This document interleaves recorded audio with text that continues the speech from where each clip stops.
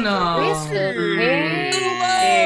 Welcome everybody to Hero Club's weekly Twitch stream, The King of Tides. My name is George Primavera. I will be your DM this evening, and it's so good to see all of you. Hello, hello, hello.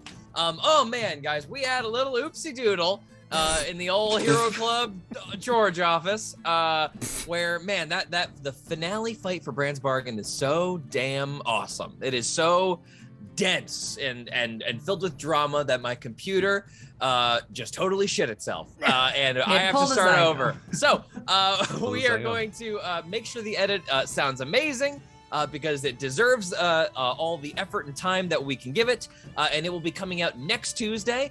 If you know what Hero Club is, and if you're just here for the Twitch stream, that probably didn't mean anything to you.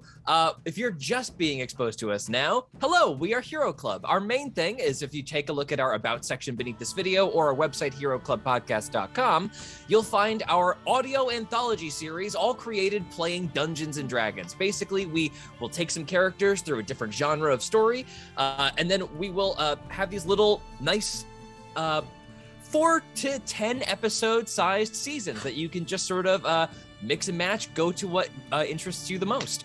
When we gather here on the weekly, we just play some good old-fashioned D&D, and we don't have to do all the post-production that we put into the episodes on the website. We just get to play some good old-fashioned dice rolling. Here's a little bit of information about the setting that we play in here. If you're familiar with Hero Club and you've listened to Brand's Bargain or Here There Be Monsters, you'll know the Emporia campaign setting. So everybody is playing anthropomorphic animal characters. In terms of technology, we're talking like mid-18th century, the height of piracy, the tropical continent of Emporia. Magic has been made completely illegal and is punishable by death or worse. And that magical suppression is assisted by the Church of Soul, who worship the sun as a body of celestial power. Now we get to the fun part where we get to meet our player characters. First up, say hello to Jackie Emerson. Oh, I'm going first this week? Okay. Yeah, Hi. mixing it up. I'm Jackie Emerson. I'm playing Joanna Joey Robbins. She's she's a rogue. What? Full stop breakdown. Rogue arcane trickster. Destruction cleric, level 12 overall, 12 years old. Stop the landing. Hell yeah. 12 overall. 12 is lot 12. For liberty and justice overall. Got it. Natasha Mercado. Yo, I play Zaza Checo. She's a hyena barbarian. You know, I've really been proud that she's a barbarian recently. Just wanted to share that with you all. And level 12, Path of the Ancestral Guardian. It's in you. What? You gravitated towards it because it's in you. Because I am a barbarian. Hell yeah. And That's just the truth. All right, Hannah Fagerbaki. I'm Hannah. I play Akana, a level 15 Oath of the Ancients Canadian Goose Paladin. And my fun fact this week is that I've never gone on a roller coaster that goes upside down. What? Really? Hey, I have motion sickness, so it's People not a good fall time. out of those things, maybe. Gabe Greenspan. Hello, I'm Gabe Greenspan. I play Zygo Coiltail, and if the eyes are the window to the soul, woof. That's right. Zygo is a blind Circle of Stars druid. I didn't have anything this week. I didn't even remember that I was supposed to prep a pun. Something about dusty windows, maybe moon dust, stardust. I got fucking nothing, team. Anyways, Zygo. I like how you said woof instead of blah, as you should have as a chameleon. I should have said black. I fucked up. Oof. Dylan McCullum. Gnarly. Hey everyone, I'm Dylan McCullum. I play what is clearly fan favorite, Nesbitt Bisbee, an Anteater Swarmkeeper Ranger, and it falls to me every week to explain the best or worst part of our campaign setting, because animals be people, bugs be animals, and if you listen to, certain seasons, you know that includes crustaceans as well sometimes, and it's bad, and this is the same exact sound, and thank God for it, because if it was flies, I would want to die inside. Flies so is little worse. tiny little creepy little crawlies, and they're the cutest Like an things in the world. exfoliant for your And hands. Lots of honestly, roly-polies. and little ants honestly have had the greatest character development in the entire fucking campaign. Huge It's arc. not Sure have. untrue. Huge arcs. That's absolutely true.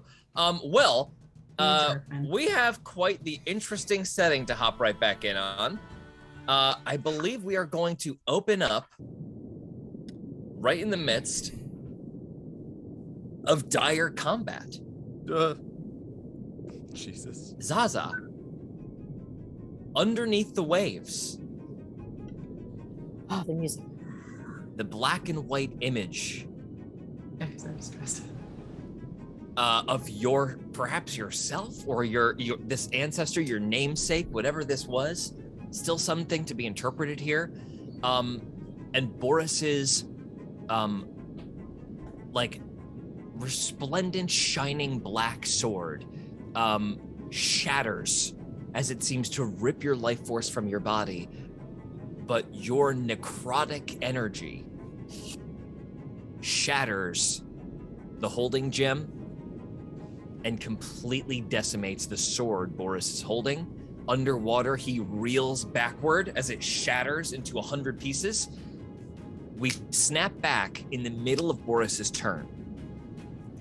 He still has a bonus action and a move action. But I believe, is he being grappled? Zaza, do you have him? Yes, he was grappled. He was grappled. But you said the sword smash ungrappled him. Because, yeah. The Yes. explosion of the sword. But if you want to take that back, that's okay. I don't want to take that back. Okay. There is a force Yeah, movement you said there. the technical death ended the grapple. Yes. So, as that happens, Boris kicks out, swimming as fast as he can up to the surface, breaching, and then you hear. Make a quick perception check for me, just to see if you hear this. Perception. Okay. 11. Okay. All you hear is from the surface, sort of muffled. Okay. So. It is your turn underwater. Okay, I want to grab him back and pull him down. Okay, Zaza swims up. You're gonna move back up. Roll an athletics check. You are currently raging still, so go ahead and roll with advantage. Oh yes. Perfect. Awesome. Dirty 20. That is a failure. No. You reach up. He kicks down at you. You are unable to grab his boot. That's stupid. Okay. Unable to grab his boot. You can try again because you have multiple attacks, so you can always try to re-grapple with your second attack. Yeah, I'm gonna try to re-grapple him. Okay. Go ahead and roll that again with advantage. Athletics. Fucking shit. A 19. Does not beat a dirty 20. No. Okay. So you reach up twice, are unable to grab him 2 times. Is there anything else you would like to do on your But turn? I can still move. You can still move. I guess I'm going. I don't know what I should do. He's calling people over. He's whistling. He's doing something. Can I just like body shove him into a different place? So you've already used your 2 attacks, right? Yeah. So all you have left is a bonus action and a move action. So if there's anything on your turn that you can do with those 2 things, you can do that right now before he moves. Oh, what was that bonus action you gave me? This with my level up. Do you remember? You're It's like the weapon that you can call back as the bonus action. Yes, with the great axe, you broadsword? can call it back. And Yes. don't our ancestral guardians get like an attack too? Or They're that somewhere just... else. They're in They're in No, the no, no. budget. Her Oh, like they are- barbarian thing No, they don't get an attack. that we always forget about. They No, hinder no, it's attacks that- against They other have to people. attack They hinder her or else they'll have attacks. disadvantage, right? Yeah, that's the Yeah. Gotcha. Okay, so then I'll go back down to the bottom. Okay, you go back down to the bottom. Yeah. Boris, I'm trying to think, would he opportunity attack you? I wouldn't have a reaction though when he went up to the top. I couldn't have done anything. I think you're not adjacent there, so no, Okay. unfortunately. Okay, so if I leave though, he can attack me. Maybe then I He won't. can. I think he won't choose to. I think if you go to the bottom, you'll see he's just trying to get something else going up here. Okay. I'm gonna go back down. Okay, you go back down. For He does not safety. use his reaction to opportunity attack you, but it is Boris's turn. Something starts to approach the water. Make another perception check for me. Okay. Just hovering above the water, you start to hear this really 15? long, low thrum. On a 15, you see like suddenly the surface above you being refracted by the moving water, which is already dark and hard to see because of the storm outside. Suddenly there's just like this weird rainbow iridescence above the water that makes everything really difficult to see. And you hear this long, low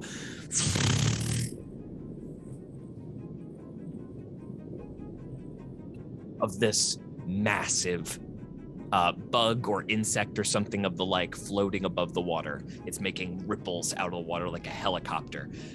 Boris reaches up.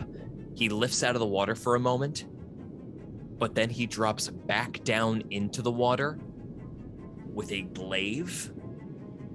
Okay. And swims back down after taking a big breath in. And he is going to, as he gets to the bottom, 10 feet down, make an attack on you. Oof. Okay. Would it be a disadvantage because the water like pulls you? In this case, he has chosen a specific weapon for underwater combat so as not to take disadvantage on attacks. Dick. So, as he takes the weapon off of the satchel attached to his beetle and descends back down, he makes attacks. Ooh. First attack. That is a 29 to hit. That hits. Second attack is a 24 to hit. That hits. Next attack is a 30 to hit. That hits. And then a 16, which I think misses, right? Does not hit. Hey, okay. Love that. We love that.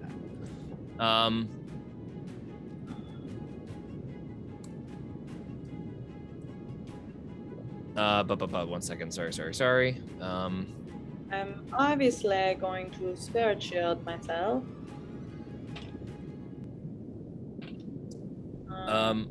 Okay, so that is going to be 36 piercing damage. Oh. Okay, halved.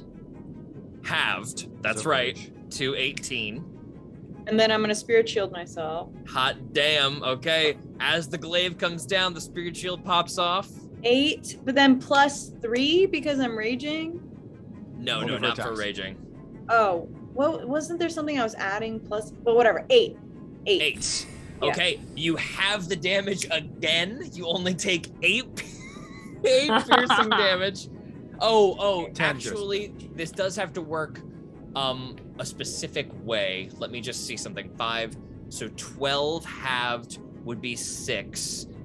So it's gonna do 10 because you can only do the attack on one, the spirit shield on one attack, not the cumulative damage, and each attack did 12 damage. So you're negating a total of 6 damage. So that is going to be 10 piercing damage to you total. Okay. That's Cool. it. Wow, insane. That's amazing. 36 to 10. What a tank. Boris starts to kind of understand what he's up against as he stabs into you 3 times in what seem like vital points, and you just like don't react, and blood does not flow from the wounds. Just sand. It's like more sand. Somehow there's just a cloud of sand Rot. building up as you are coming apart. It is your turn. Okay, so I want to disarm him. Okay, go ahead. But I and also make want an to grab opposed his athletics little check. foot and shove him down too. Okay, What? so which one would you like to do first? So I want to grab him first. Okay, you're gonna grab him first. This is an opposed athletics check. You're rolling with advantage because you're raging. Hell yeah. Okay, so advantage. 23. You grab him, Yes. holding him in place by the armor. Okay, we are swimming down. Okay, you pulling him down with your movement speed. What about your other attack? Do you want to do anything with your other attack? With my other attack, is that where I can pull his sword away? Are you gonna try to pull his throat out? Is that what you're going for? No, not his throat. Oh, No, not his sword, throat. his sword, his His sword. sword. His sword. Okay, you're gonna The try to glaive. disarm him. Go ahead and make Yeah. another athletics check with advantage because you are raging. Oh my god, I not 20'd. And I botched. Oh! Wow. So I'm gonna tell you what we're gonna do right now. I'm gonna roll. My God. I'll be right back because I gotta go find my D100, but we're gonna roll a very special percentile right now because this almost never happens. Oh my god. This is incredible. Whoa. Guys, what if Boris poops his pants? That's what's gonna happen. That's what's That gonna would be That's hilarious. Yeah. Suddenly the water I'm gets kind of very like keeping murky. fingers crossed. What we're the hearing eyes? above is just like a low bass note. Oh Yeah. my God. Reverberating through Bass the cut water. to bass croak on the side. I was just singing. I was just a singing. I come to I this appeal to shore my to friend. sing. Do I hear bass croak right Yeah, now? we just hear a low tone from across the waves, just under Boris the shits ocean. his pants. if you shit his pants, you could get away. Yeah. Zaza Alright. cannot poop because she is dead. There's no poop if you are dead. But why does she keep Oh, going to the poor, bathroom? poor anyone who came in who doesn't know what that is referencing. Yeah, I know. Let's not explain it. We're, Let's we're leave on it in episode unknown. 60, and that happened like Deep, what, episode deep bits. 35? Maybe, yeah. Oh Star. man, so funny. Okay, so I'm going to roll a D100 Okay. for his botch. First thing. Okay. Okay, I rolled a mediocre percentile, 17%. Now I'm gonna roll, because this is it, I'm gonna roll a percentile. You want a high percentile here for your crit. That's a 91. Where does the glaive end up? Where does the glaive end up? Yeah. You mean I can't just have it and stab him in the face? Yes, that can be what happens. Is a glaive a two-handed weapon? I tell me where Not the for glaive ends up, Zaza. and I'll describe how this is working. Do you want it to have been an attack, like disarming him to like have taken it and disarming- attacked him with it? Yeah. Yeah. Okay. So And we're swam down, right? We're swam down and you are on the bottom. You turn over, get him on the bottom of the sand. The glaive snaps in your hand. You've just got like the broken, jagged piece of wood, and then you jab it into where his neck and his chest plate connect, and blood starts to explode out into the water. Roll. Oh my the God. dice for this is going to be a D6, but it's going to be a crit. And you have him prone and grappled. So it's going to be Hell 2d6. 2d6. 2d6 plus your strength modifier plus rage. Plus my wait. So 2d6s, I got a 4. Plus my Okay. strength modifier. Yep. What is that again? It's plus 4. Okay, so 4 plus 4 plus 8 plus 3 is 11. Yeah. Okay, 11 damage. And you have him grappled and prone, pinned to the ocean floor. Yeah. And you have destroyed his weapon. Yeah. Okay. Thank God. Incredible. Wow. Incredible. Okay, great. Yeah. What a turn. All right. turn. Oh my God. Yeah, and so like Is- all of Zaza's weight is just on him, like holding him down on the ground. Yeah, on the Okay. bottom of the ocean floor. Yeah. Okay. Casual. Casual. Zaza, you hear a above you as something massive enters the water. I need you to make an athletics check or an acrobatics check. Athletics would be at advantage. Athletics. So 18. You feel like sharp beetle talons start to like grab at your fur, and you just like shirk it off. It is unable to grapple you, and then it like starts to go back up to the surface to get air again, unless you want to take an opportunity attack against it.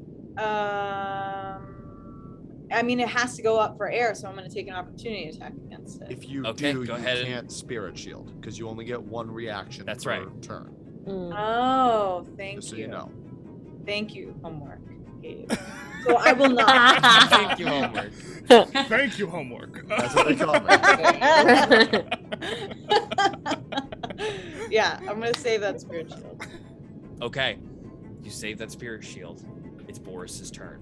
The first thing he does, you see him start to just Oh, but he takes piercing damage. He takes piercing damage from my From the damage. gloves? from being From the grappled, gauntlets? Okay, Yeah. go ahead and roll 1d4. Yeah, don't forget about that D4. Don't Yeah, forget I your rolled a D4. D4. You rolled a Everything d4? counts. Everything counts. Okay, he took one strong. Yeah. One big strong and ouchie. strong. First thing he's going to do is he uses a bonus action to use an aura around him. All of a sudden, you just see Boris's entire demeanor calm. His breathing goes from like frantic to steadying, and he goes What very breathing? still, closing his eyes for a moment, and then opens them very calmly. And he's going to make all attacks at advantage. So, because an attack would normally be at disadvantage in the water, he's going to reprioritize a little bit here. First thing he's going to do is try to shove you off of him. He is prone, so he's going to make this as a flat roll. You're rolling with advantage. What am I rolling? Athletics? Athletics check. Athletics. You're going to have to do this a couple of times. Lots of Okay. athletics checks are coming up for you. Okay, so I rolled 24. Okay, with a 14, you keep him down. He Great. breathes like he doesn't breathe because he's underwater, but he focuses again. Again, pushes. Go ahead and roll another athletics check. Oh, Okay. he's not rolling what he needs to roll to get out of this. 21. 21, you keep him pinned down. He's gonna try again. Okay. Okay, he's doing better. He's getting more focused, pushing harder. 22. He breaks free, No. blasting you off of him with No. a tie. Oof, Blasts there you goes off. He will take another d4 piercing damage for breaking your gauntlets. Okay. As he gets 5 feet away from you, He took 3 damage. 3 damage. He is going to, I think Boris. What's your health total at right now? Mine's at 66. Boris is going to, with his last attack, pull out a light crossbow. And will miss you. As it, the bolt just kind of sails wide, and he kicks out, trying to get up and out again. It is your turn again. Well, on Okay, on that you can reaction attack, right? Yeah, that Yeah. you could get a opportunity attack. I can reaction attack, so I am going to do the, what is it, the broadsword thing at him? The great axe. You're gonna take a Great great axe? axe attack. Go ahead and roll an Yeah. attack. Okay.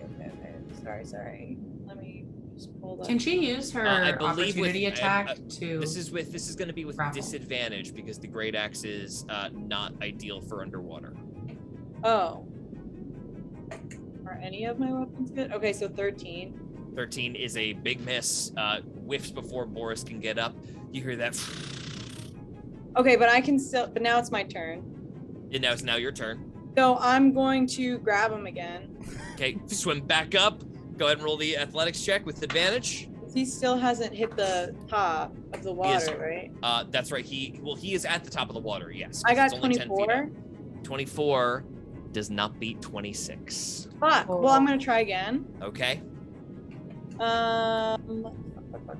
And you're rolling with advantage, right, Natasha? Yes, Yeah, you're I got a dirty 20 both times. Another 26. Fuck. Boris is also now seeming to grab onto the beetle that is waiting at the like hovering at the top of the water like a little helicopter. You are adjacent to him.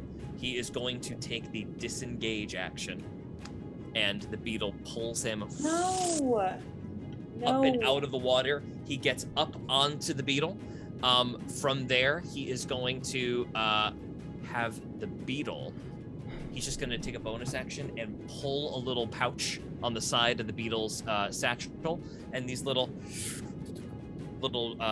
circles, these little spheres, just drop into the water. Okay. Roll a dexterity saving throw. Dexterity saving throw. At advantage because barbarians. At have advantage, on eh? dexes they can save. Oh, I got a 19, so Oh, plus yeah. 3, 22. Okay, you are going to take just a little bit of this shrapnel damage as all of these detonate, and in the water, you're only going to take half of 7 halved So you're gonna take 1 piercing damage, and the water fills with black ink. Okay. And suddenly Boris is no longer visible. Wow. From there, as Zaza, looking up out of the water, suddenly disappears in a cloud of blackness, we are going to cut away from this for a moment. Ugh. Dang it. Keep your idea written down so you don't forget what you were planning. Yeah. We cut back to the middle of the red spine. The rest of the party standing on a clay ledge. Tash's natural mud-running tomb created in the side of the mountain.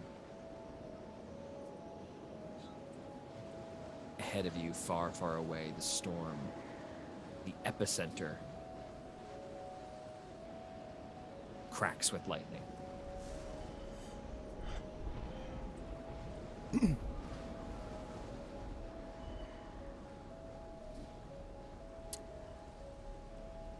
Well, we should get moving before we start to sink. Lead.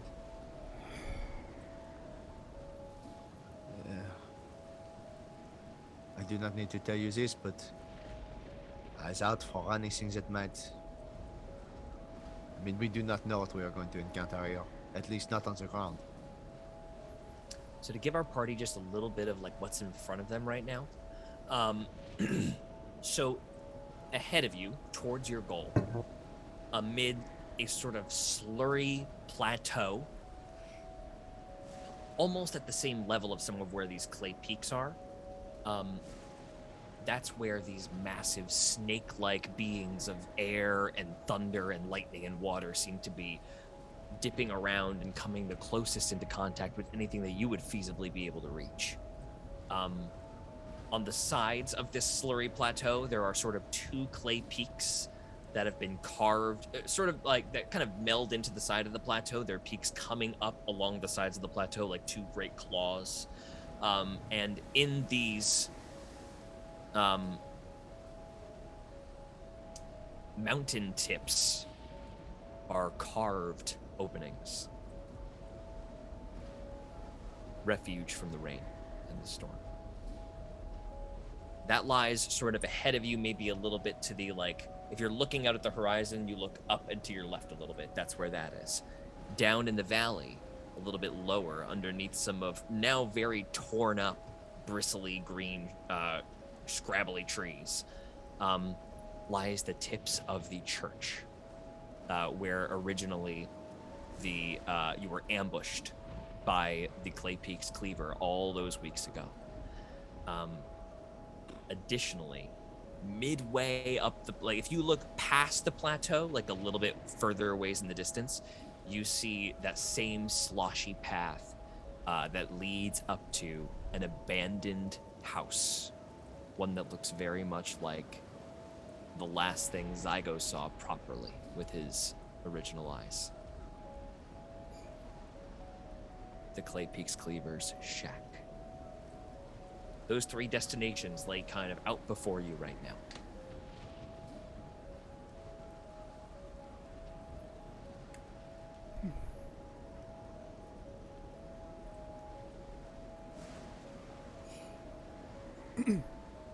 Okay.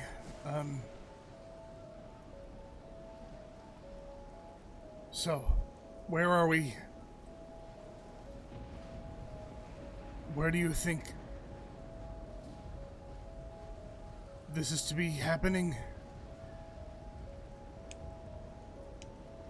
I would imagine inside the church.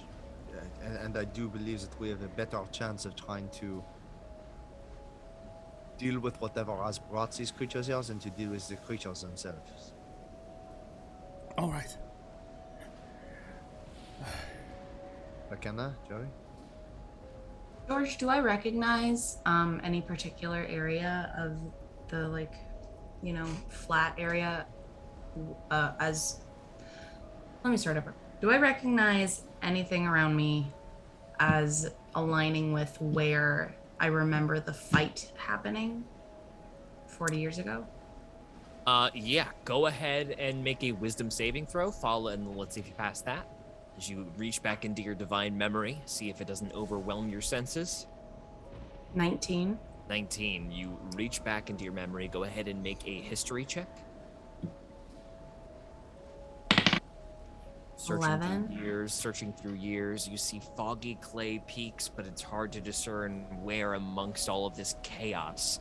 A landscape that changes so often because of how much the rain affects the landscape. It's hard to tell where this could have happened. It could have been a completely different place. Okay.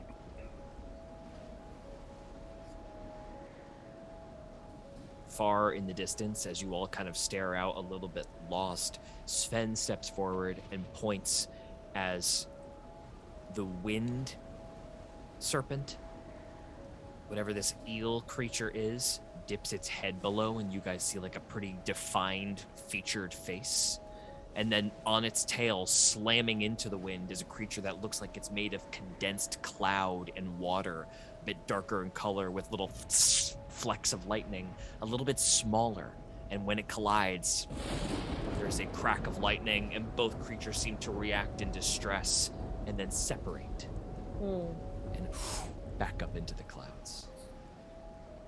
Does it look like you can tell where it's, where it's circling exactly over the peaks, right? Or is it more over the church? It's primarily over the plateau, where those two clay peaks kind of come to with the carvings in it. Yes, with the cave openings in them.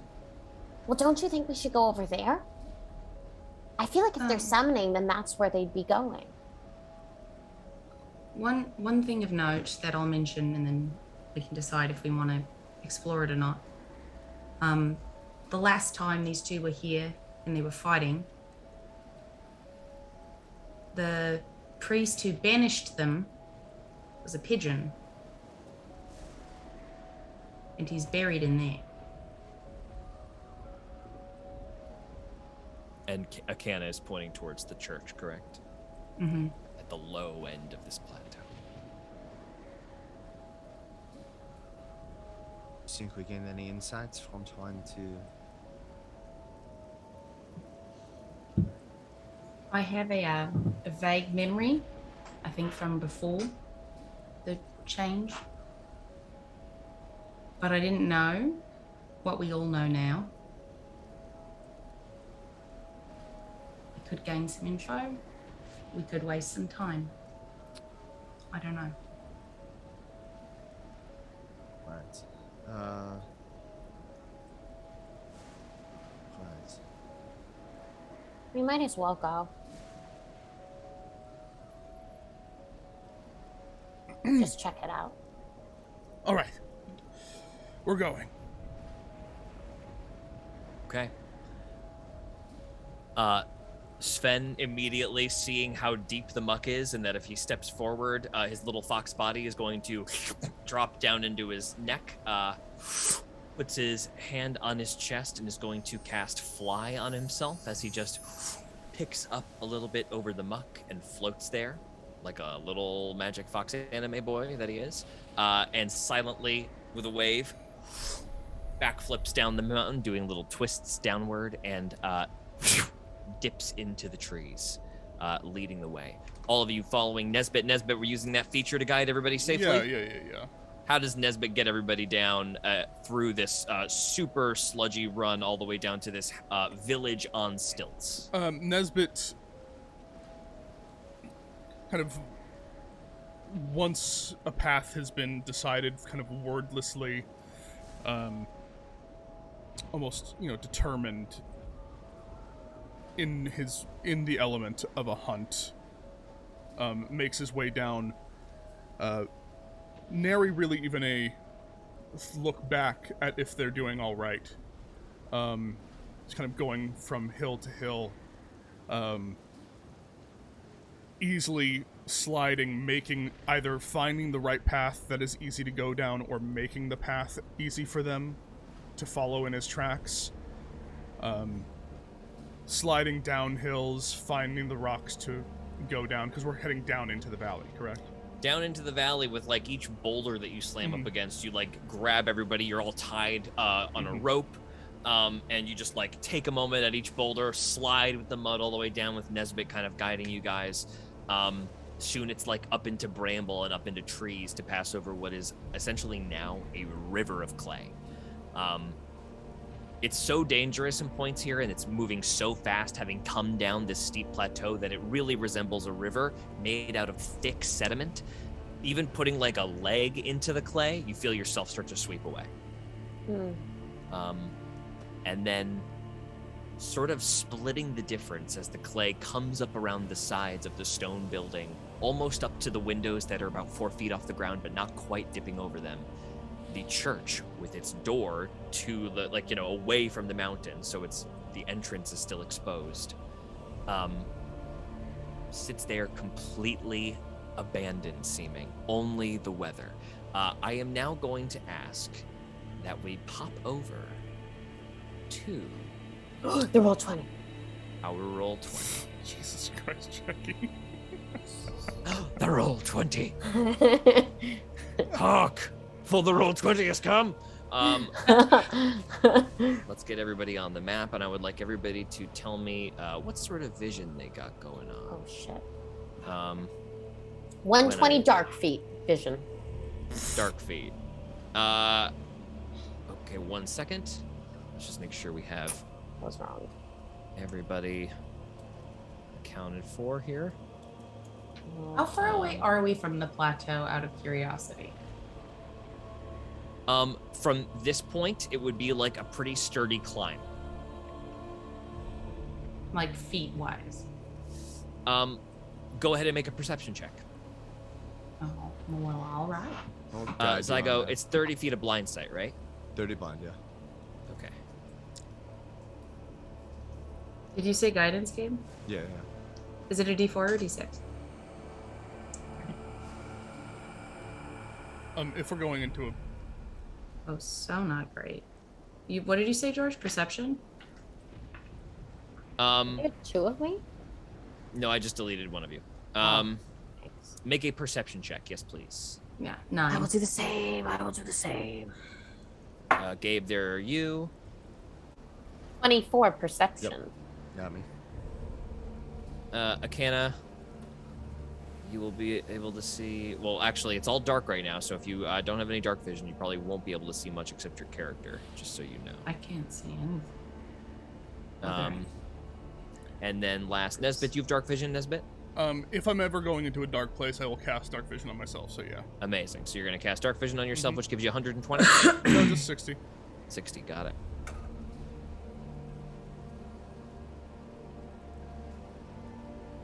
Okay. And finally, Sven. Alright. So, feel free to sort of freely move around the space if you like. But let's just let's all describe our character moving before we move our tokens, etc. Just so we can see what we're seeing. Dylan, you should be able to see everybody's, so we can see what everybody's perspective would be. Is that right? Yeah, I can't Except move for my yourself. character though. Except for your sweet self. Now you should be good. Okay, so as you guys come up along the side, you guys kind of standing in some tree bramble next to it, rushing water and clay. In fact, let's get a little bit of that going. Sweeping around your feet, the church just looms there, right in front of you. Perfectly framed. As you guys are looking at the front entrance of the church, the plateau rises behind it, and a boom of lightning as the serpents collide. You can see once more in this chamber. Then you also hear a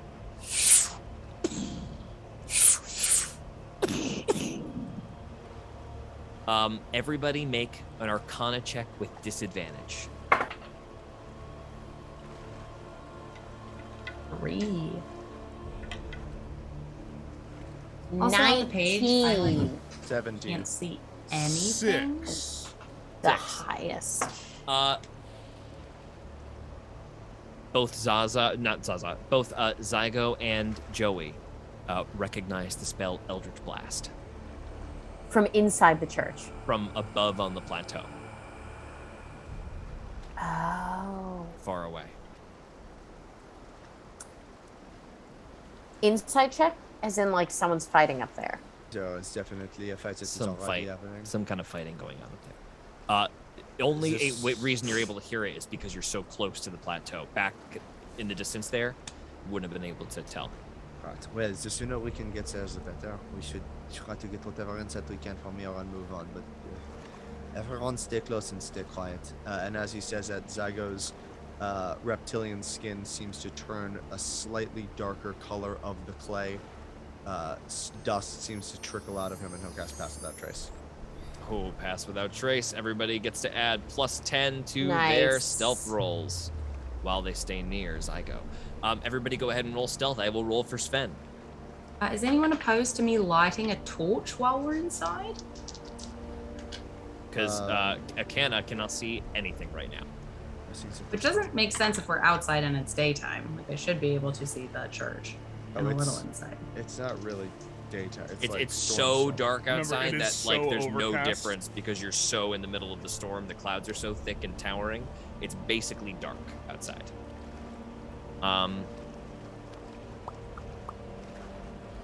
It still Okay, does it an Sven. advantage. It's just +10. Just +10. +10. 26. Sven also 25. rolls a 26. Sorry. Joey? Sorry, I'm doing the math. 32. Okay. Insane? Stealth, right? Yeah. Yeah. Yeah. Zygo? 25. Great. Nesbit? 23. Okay. Okay. Give me 1 second. Dang. I gotta check one thing. Okay. You all silently creep into the church. You may go ahead and move yourself inward if you like. Akana, do you want to light a torch? Yeah, 100%. I can't see. Can't see jack shit. Can't see jack shit. Lighting a torch. Okay. You pop Once off we're the torch. inside, that's- I'll light it, obviously, because, it's raining. Yeah, wait till you get inside. No problem. Are the doors open? The doors are, they're not open, but they're not locked. So they're the stuff closed. that I'm seeing inside now, I can't actually see yet. Oh, I'm sorry. Yes, the doors are open from your perspective. I forgot that. Yes, the doors are open. Pardon me. Cool. So in that case, the doors are kind of hanging ajar. Joey, let me see. You don't see anything from your current vantage point, but it's spooky. It's a little spoopy in there. Spooky, It's a scary. little spoopy in there. It's the Okay, I'm general gonna go vibe. for like hyper stealthy, hide behind every corner. Okay. Go ahead and move yourself a little further in. Okay. Nesbit. You see in the darkness around you cobwebs gathered up all over the pews as you begin to walk down the aisle. Joey, you, with your superior dark vision, see something lying at the foot of the altar. Oh god. A skeleton of some kind. Okay, Joey's gonna like Akana think about walking with those her torch. spy movies, like hide behind the benches as she gets closer and closer. Okay. You keep getting in a little closer, grabbing cover. Akana, as you keep walking forward, still unable to see anything except what the light is granting you in a 40-foot radius. You see the body of the Imperial, the Emporian Inquisitor that you killed on the footsteps here weeks ago. Ew. Oh, Little so many a weeks centipede ago. just like pulls out of one of the eye sockets and like descends down into the chest cavity somewhere. It's like it's been picked apart immediately. Food's pretty rare out here, so it gets gobbled up.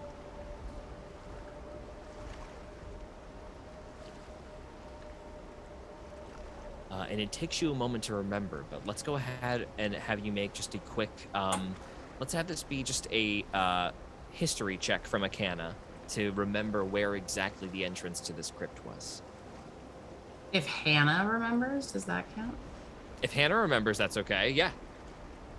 If I remember correctly, it is like right behind,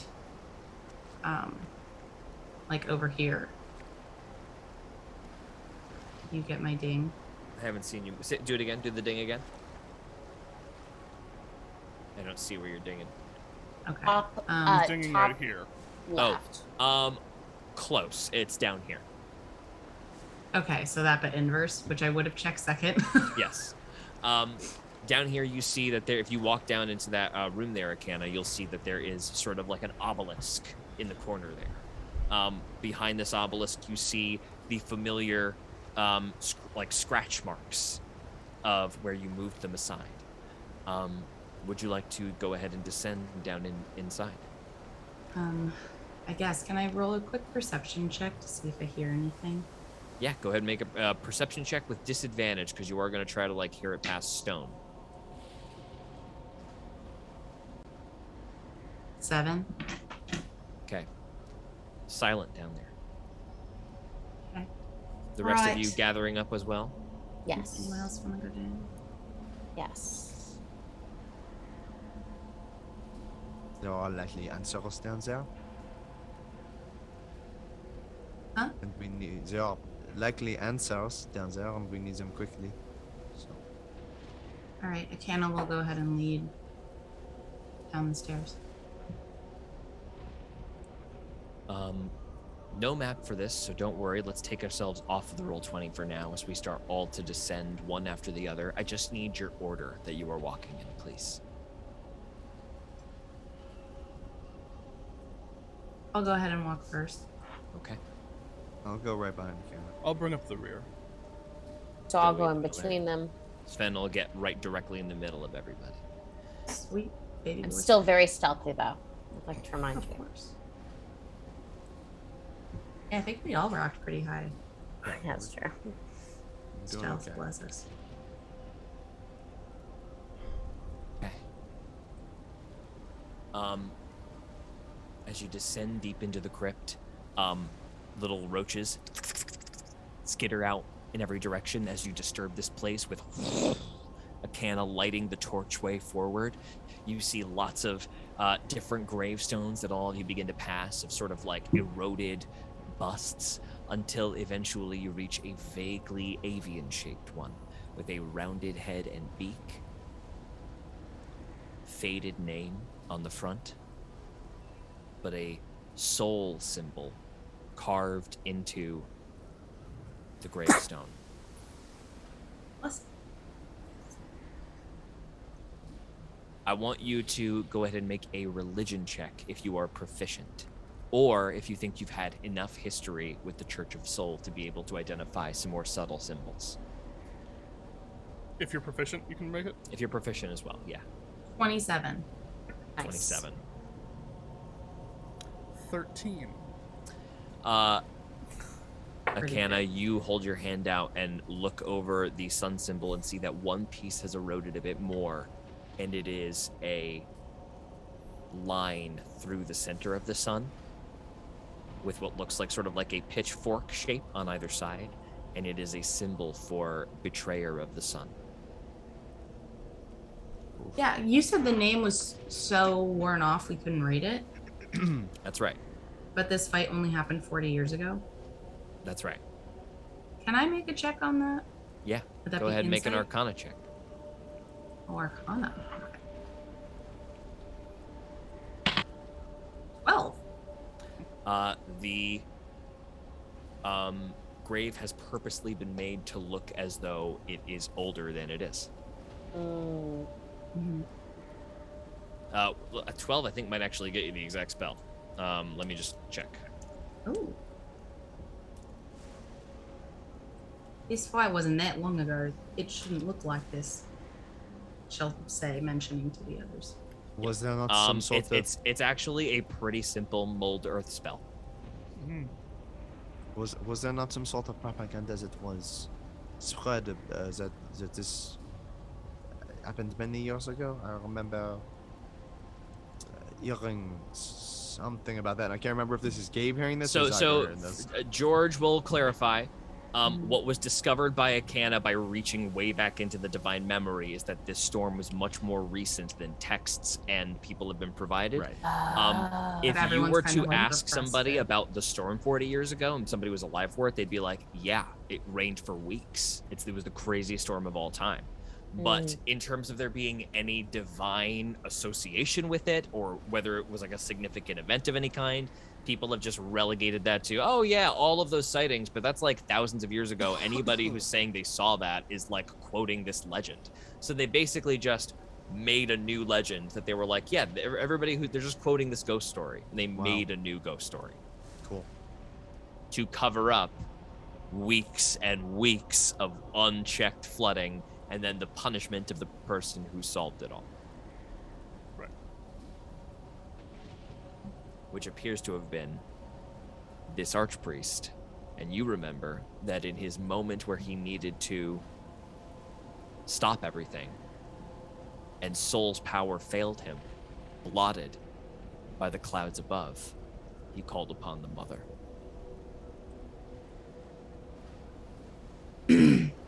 And she'll I start think to relay pieces. Go ahead and make of an that. insight check for me as well, everybody. 23. 19. 17? Yeah, those are all good. You guys get a sad vibe down here. It's like it's gathered around this guy. You suddenly realize you're gathered around a gravestone of like a hero who is relegated to the bottom of this abandoned church in the middle of the Clay Peaks. His tomb purposefully eroded. Only the name is blotted out and the Forever Storm is sort of like barely legible. But only because you guys spent like insane investigation checks giving them, like checking for them. It's like, it's a sad vibe. Can I try to remember his name? You can go ahead and try to remember his name. What do you want? Go ahead and make a wisdom saving throw. And then a history check. 23 wisdom.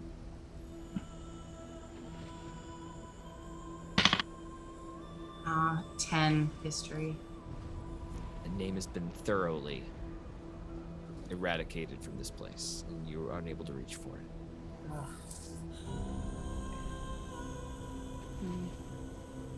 Anything else you'd like to do down here while you look at this gravestone? I wish I could carve his name in. I think we might be able to. If he is willing to talk to us. Now that's an interesting idea. What do we Wouldn't think? that be the best source of information we could possibly get? You're right to the source. I'd like to talk to a hero. Right about now. Alright. Send everyone who dance. And as everyone takes hands, Zygo is going to cast Seance through his mirrored cube. Okay. And try and contact the archpriest buried here.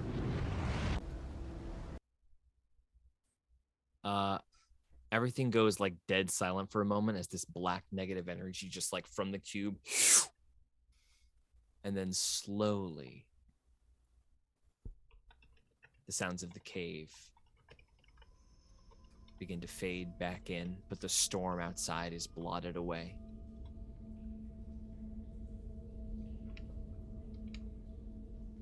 And on the bust of the gravestone, So cool. a skeletal beak crunches out of the stone.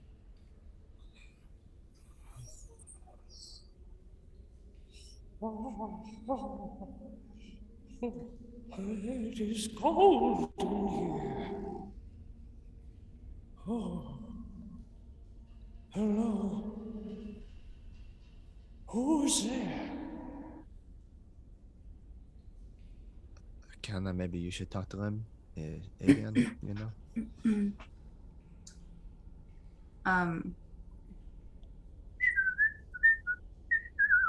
Which will roughly translate to, we're a group of travelers who are very thankful for what you did. He responds in avian, whistling back to you. Oh, it wasn't anything that what any decent person would do. I just happened to be in the right place at the right time. Akana will relay that. Akana, 3 questions. That's all we get.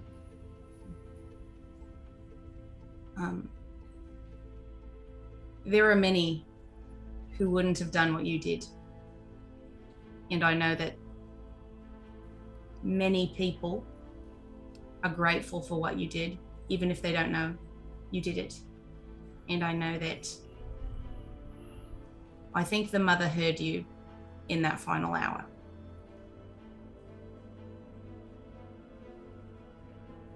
There's not much reaction from the statue and skeleton, but it sort of bows its head, acknowledging what you've said, and it awaits your question. I feel something pulling me back.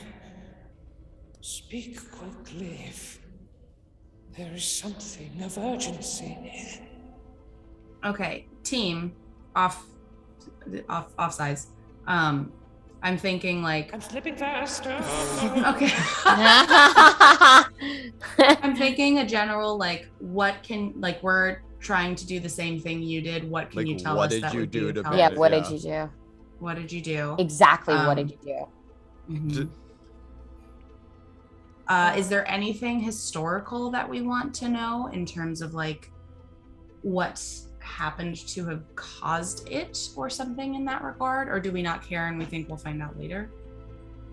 It's a solid second question. You can ask, like, why, because he chose a side. And it's like, why did you why did you choose the side you chose? Mm-hmm. And then I'd say number 3 is what's your name? Mm-hmm. Okay. I'd save 3 for what's your name. Mm-hmm. Well, we're about to do the same thing you did 40 years ago. How did you do it? And is there something that can help us?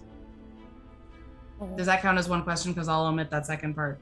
I cried out to the mother, and she responded with life at my feet.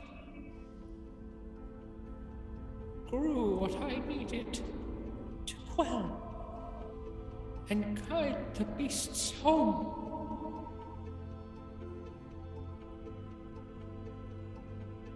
Can I roll a check to try to figure out what that? Roll a religion check. 16. You're not quite sure what he's referring to, but you get the vibe that it might have something to do with Rota. Okay. Rue life at your feet makes you think of roots. Mm-hmm. Yeah. I immediately thought of like plant growth, but okay. And this isn't an avian anymore, like everyone can hear, right? Mm-hmm. Great.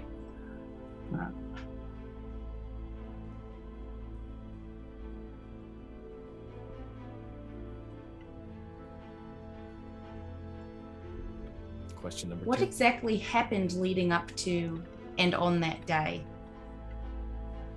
to make that happen? I'm going to, George, clarify your question. Do you mean what happened on his day leading up to getting there? No, kind of more like circumstantial, like important to that circumstance. Like what were the circumstances leading up to, or like... Okay, what caused it? What caused it, basically.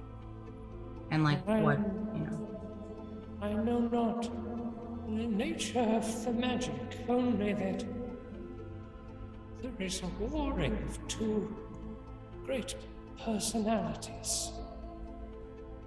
A master and a student at odds.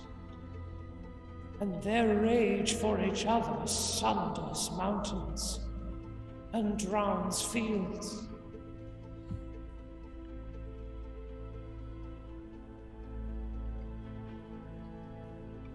What check would that be to make to try to resolve that? I don't know if there's much more to glean from that. Just in like maybe that's an insight check to try to like put specific faces to any of that information, like a warring master and student. Like if that rings a bell, You can go ahead and make an insight check for me. Go ahead and make an insight check for me. I mean, we know one of them is probably Ender. Right. 11. Not sure if I can give you too many specifics on that one, but okay. The figure within the stone. I am leaving. What's your name? My name Estes. Estes? And before he can say anything else, the head bows, and with a last word as it goes all the way down, the head stays bowed. Life at your feet. You must grow the meadow so the roots may take hold.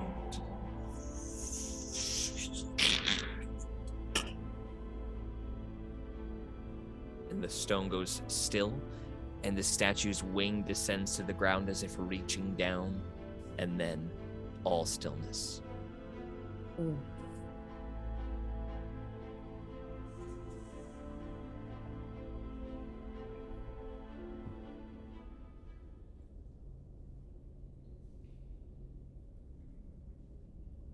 Akana will put her hand on the bird's head and give him a little moment of silence, and then she's going to start carving Estes into his nameplate. Okay. Does anybody do anything else here?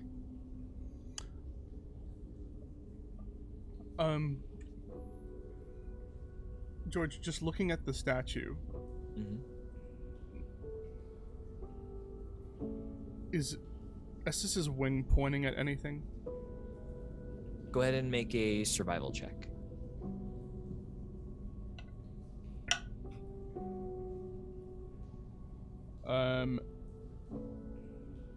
Dirty 20. You lean down at the wing and see that the floor is dirty and sort of cobblestone together. And when you lean down to the wing, right where it's pointing, there is a little bit of dirt that can be cleared away, and a little block that makes up a piece of the floor is loose. You gently get your fingers around it, pulling a brick out of the ground. There's a small opening that seems sealed. Even though you try to pry against it, it does not seem to function in any way. Does anybody have like a detect magic thing happening right now, or is this you do? I haven't popped it, but okay, just so you know, the box is clearly like runic, magical, and the opening mechanism feels impossible to open. Even with high thieves' tools? You could always try. Yeah, Joey's going to open up her pocket and then pull out her extra thieves' tool gloves, which she's going to put on. Little tools pop out. You're going to go ahead and try to open the box. Yeah. That is a 29. Go ahead and make an Arcana check for me as you mull the box over. I botched that, George. Okay. You go to unlock it. You perfectly get it. You've solved this thing's puzzle as you like get within. You know this is probably like a double hitch. You go and move your thieves' tools, and you just open it. Go to open it. Like you hear like latches unclick. You go to open it, and it does not open. George. What's going on? Yes. And what was the what did he say again? Life at your feet. Life at your feet. There must be a garden so the roots can take hold. Nesbitt's just gonna try something. He doesn't know. It's just like, so what does the box look like? It just has runes on it. Any kind of just has runes design? all over it. Are the Roll a runes religion celestial? check. You can both roll a religion check. Both hands? Cool. Yeah, go ahead. 18. 18. 13. 13. 18 religion check. They don't appear to be super like known to you. You are noticing like lots of soft edges and some flower imagery and some nature imagery, probably some kind of like mother affiliation, but then at the same time you're detecting like that those are not the purpose of the runes to be like, look at this holy relic. It's like a part of what is about the magic of the case. Right. I'm gonna this is how Nesbitt thinks. Nesbitt's going to cast Speak with Plants. Oh my god, dude. Are you serious? And just say,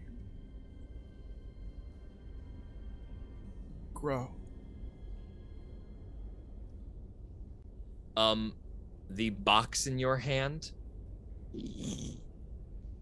moves.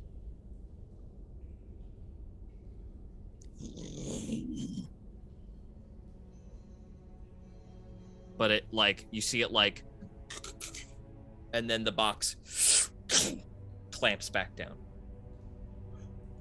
I'll go ahead and I'll cast Detect Magic. Oh, no? Dylan, what did you say?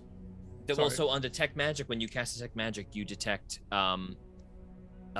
binding magic, like abjuration specifically, and you detect that the abjuration magic is specifically designed to keep something locked inside. And you see that with that connection there, as you kind of analyze it and explain that, you see that the runes that seem to feel like they're representative of the mother in some way, Akana, as you start to look at it, start to realize that there are symbols of Rota, the root systems. They're kind of like magically making up the sides of each box. They expand outward in this little, like, family tree upside down kind of shape. Almost look like a tournament bracket descending down the sides of each sides of the box. And that is specifically what this box is being designed to keep inside. Those symbols are in place because they're a part of the binding spell.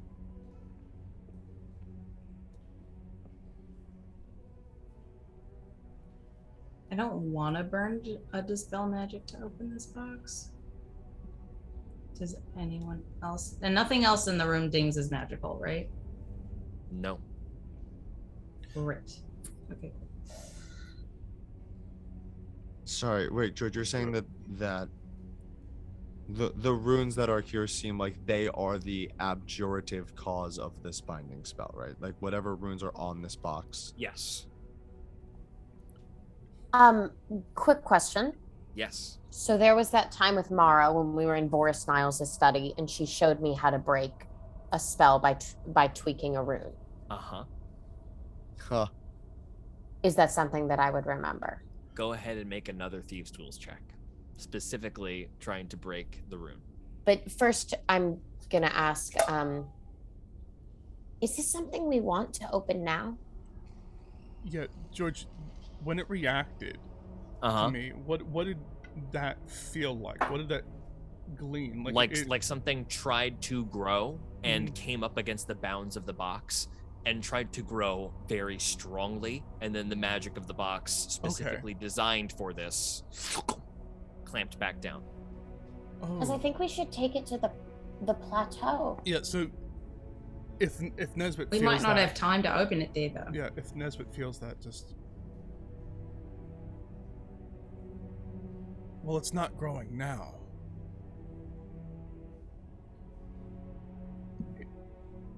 So it's a seed. That we can plant. It's a seed we can plant. I think better to know that we can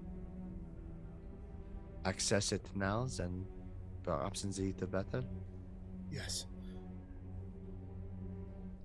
I can break the spell, I think.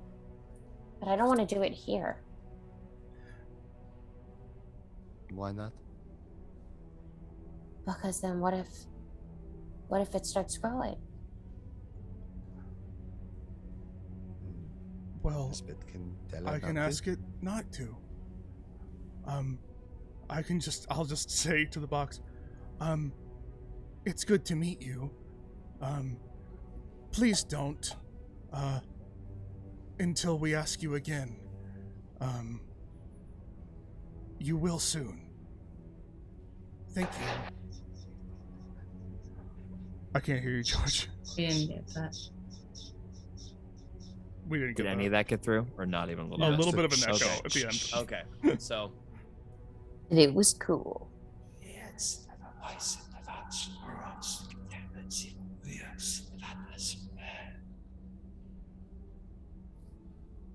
it whispers back to you in Celestial.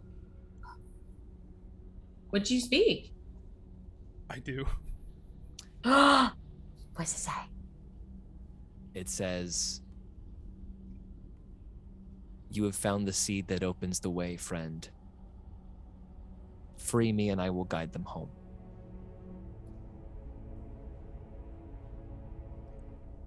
George, Mm-hmm. can I make either a religion check or insight check? Either one, whichever you prefer. Okay. It's the same Tell me what number. It's What are you trying to glean? we know it's a kind of around Rota, and we heard about Rota, but is this like am I talking to my Rota. second aspect? Essentially, is my question. Nat 20. Jesus. Wow. I love it when that happens. It's like you see in the box, and also you hear as like you hold the hilt of your weapon, Mhm. you hear a voice vibrate within only your skull. Yeah. There is another of us here.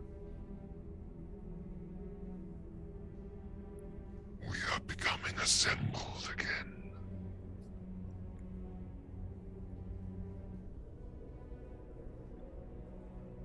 Like a colony. It is nice and in celestial. Yeah, I think it's celestial. It is nice to meet you, Rota. I am the champion of your brother. Sister? Brother. Venus. Destroy the binds that hold.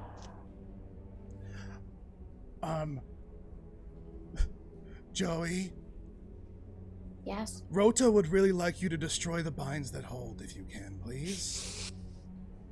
All right. I still think we should do this upstairs, but Roll a thieves tools check. holy shit. Talking mushrooms. It's not a nat 20, but it is a nat 19, which puts me at a 33. The difficulty was 30. Jesus. It's because I asked politely. You Yeah. Yeah. find the perfect lock. All of the runes suddenly disappear. The box cracks open. And as it does, you peer inside, and wrapped in just a little bit of velvet, in a leather pouch that you unfold, is a perfect golden seed with a symbol of a sort of half-formed circle that seems to fade at one end, as if a calligrapher's paintbrush has run out of paint. Everybody make a quick Arcana check that's staring at this thing. That'd be a 5. 23. Nat 20. Thanks.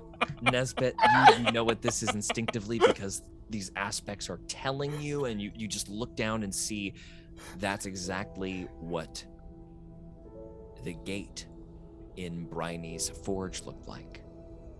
Oh. If this seed is planted in fertile ground, In fertile ground. it would open a portal to the divine plane. Perhaps God. not permanently, Mm-hmm. but This, if planted, this could open. This would grow a tree, or of the like the one that you made, Zygo, but back to their home.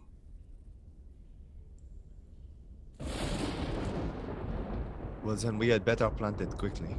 above you,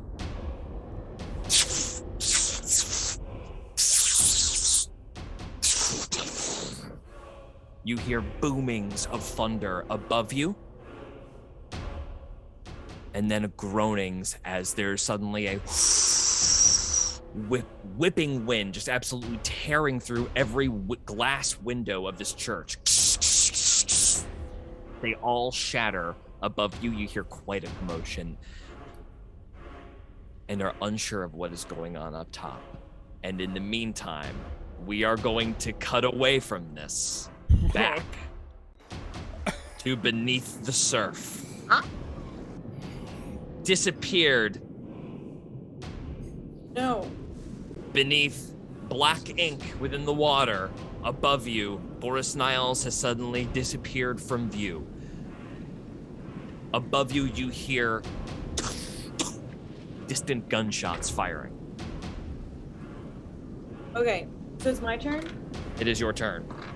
Okay, am I able to go up above the water, and I want to shoot the great axe at like the beetle so that he falls off? Is that possible? Okay, you're going to try to knock Boris off with the great axe? Yeah. Okay, let's begin. Go ahead and make... So you're going to swim up.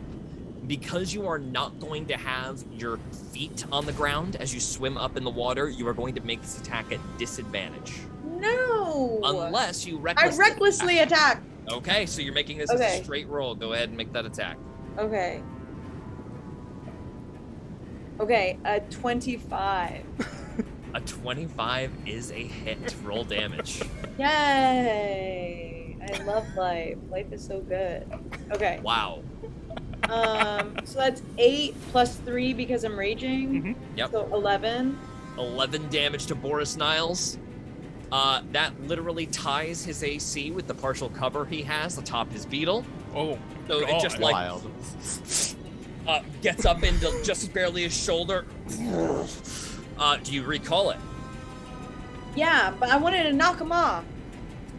Okay. As you embed it into his side, unfortunately you don't have like an ability that allows you to push him off the beetle. But you do make contact with the axe, and it does embed into his shoulder. Do you want to try to pull the axe back from yourself right now and try to maybe get yourself into a position where you could knock him off the beetle? Yeah. Okay. Do you want to try to get up above on deck? Do you want to get out of the water?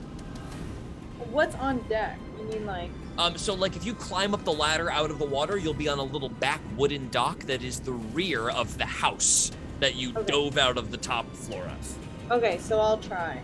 I'll get steady into You it. use your move out. You have tons of move speed to easily just like go, rip up the ladder, get whipped around. Your fur is dark with the ink that is now saturating your fur, coloring the black sand that is now spilling out of your body at various wound points. Do you want to do anything else? Do you recall the axe? I want to recall that. You grab it back as it pulls out of Boris's chest. You have another attack if you want. I want to hit him off of it. I want to hit Okay. him out of it. If you're gonna just try to hit him purely off of it, doing no damage, go That's ahead what I and want. make an attack roll right now, and he is going to make he's just gonna hold his shield up as he sees you trying to throw it as hard as you can. Go ahead and make the attack with advantage because you are on With solid advantage. ground now. Yes. Okay, so I did 24 was my first roll. Okay, so 24. Okay, 24 is good enough to hit him because he no longer has partial cover based on you being out of the water now. So that does hit. He is now going to make a strength saving throw, DC 15. He succeeds with a 23. Holds on to the beetle as you all rock to the side. The great axe plooshes down into the water and disappears into the inky muck. Boris Niles, looks like it is about to be his turn. He sprints for you, but notices thundering on the deck. Zaza, you've got to get out of here! Henry, who had just like clearly poked his head around the side of the building, gets grabbed by a small mousy hand that yanks him back. And you see a little mouse tail flick as Oliver rounds on top of Henry with a natural 19. Does hit Henry with a sneak attack. Okay, this is no bueno for Henry. Okay, I'm gonna spirit shield Henry. How much health does he have? Henry currently has 36 health points. Yeah, I don't want him to die. You can no longer see Henry right now. So I can't spirit shield him, but he's within 30 feet, no? He is not within 30 feet.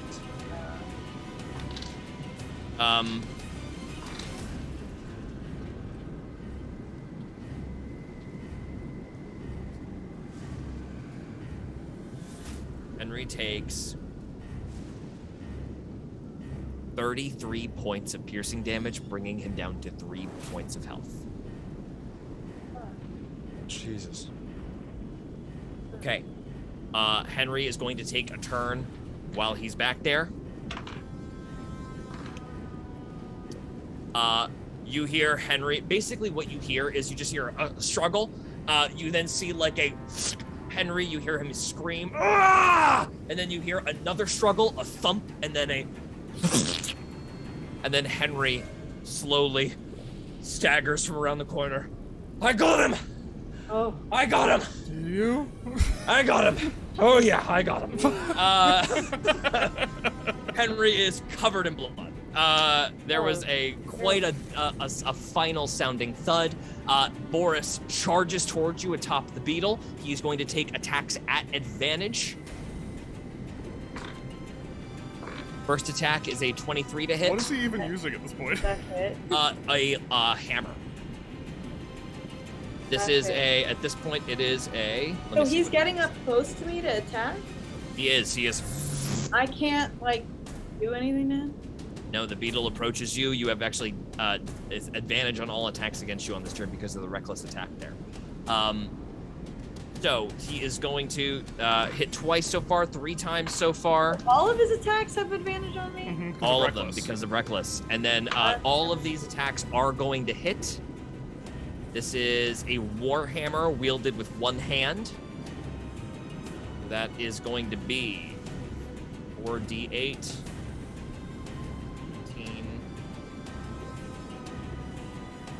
So that is going to be 46 bludgeoning damage, halved to 23.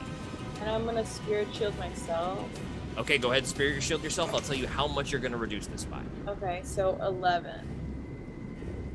Okay, you eliminate one of those attacks completely, and I'll have it be the one that did the most damage. So instead, you are only going to take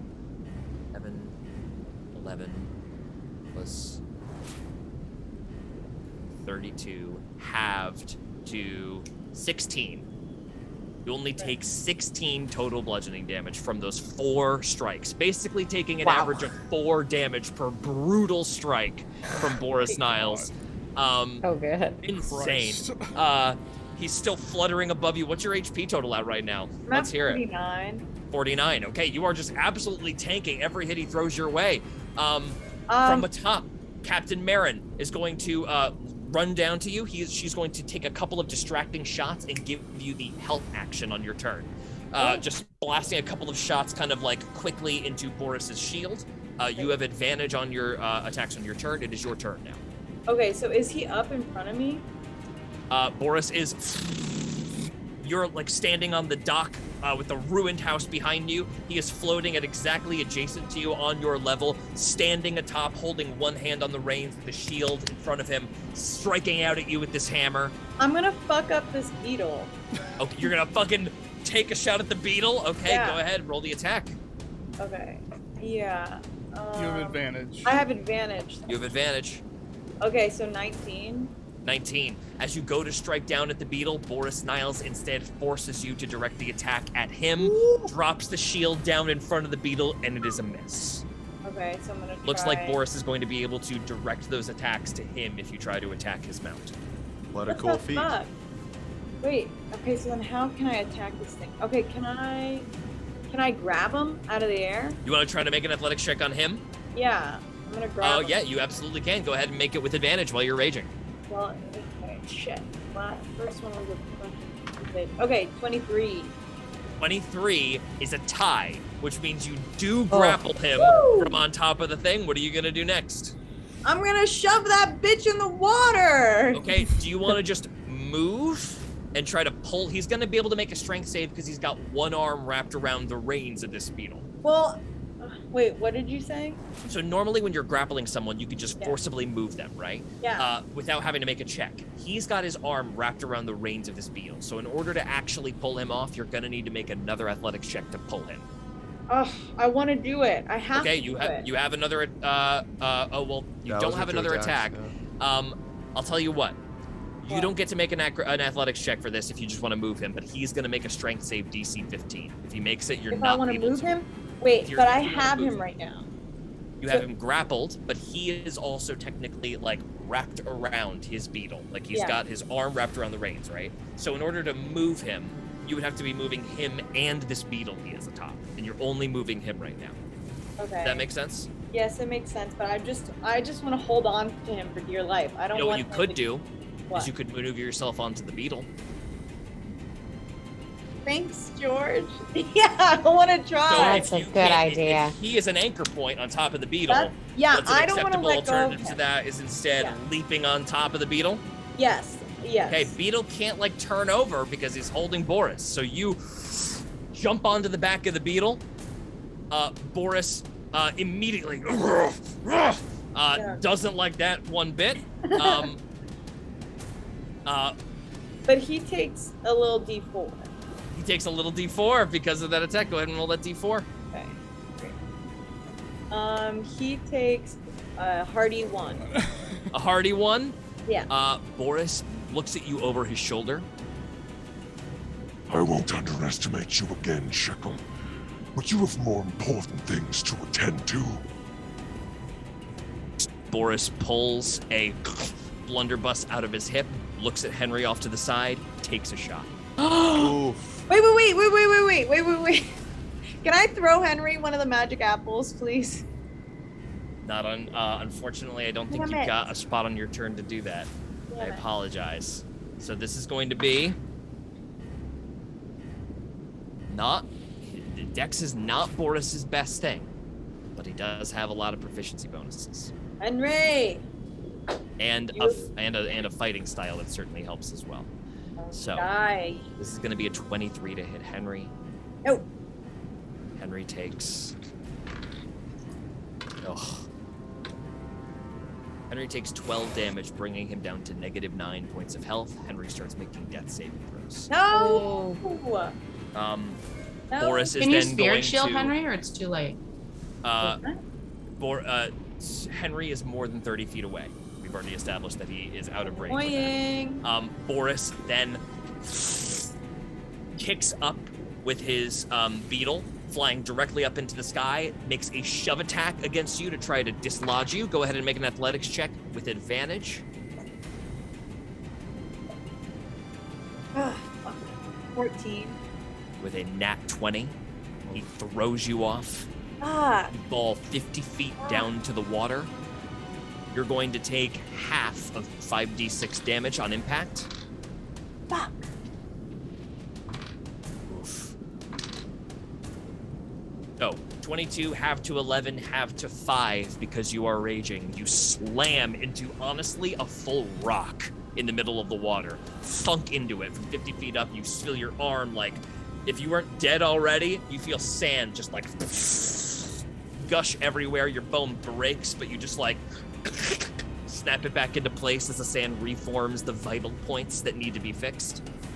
Boris Niles is 50 feet in the air and proceeds to just kind of hover there, having taken all the actions he can actually take right now. He kind of used it inefficiently because he got it done quick. Zaza, it is your turn now. It's my turn? Oh my god. Okay. Well, I can't do anything for Henry, no? Like, what am I supposed to do? A medicine check DC 10 stabilizes Henry. Okay, so let me do that. Well, and also you do Okay. have the healing apples, What? so. You also have the healing apples. So I can just give him an apple? You can. I have to chew it up for him and spit it in his mouth? That's Yeah. perfect. Okay, so she's gonna run over, start chewing the magic apple really Okay, fast. you bust out of the water, explode back out of the water again. You Yeah. see Boris Niles floating above you austerely. I'm chewing the apple. Chew the apple. Spit it into Henry's Immediately, little mouth.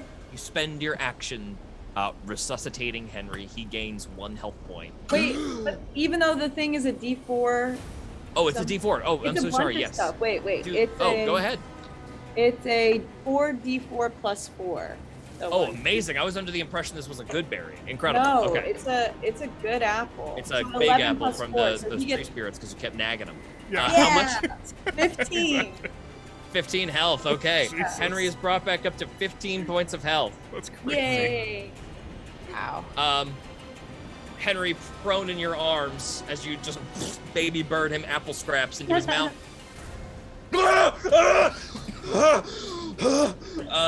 And then Henry is awake in your arms. I Captain love you, Marin, guy.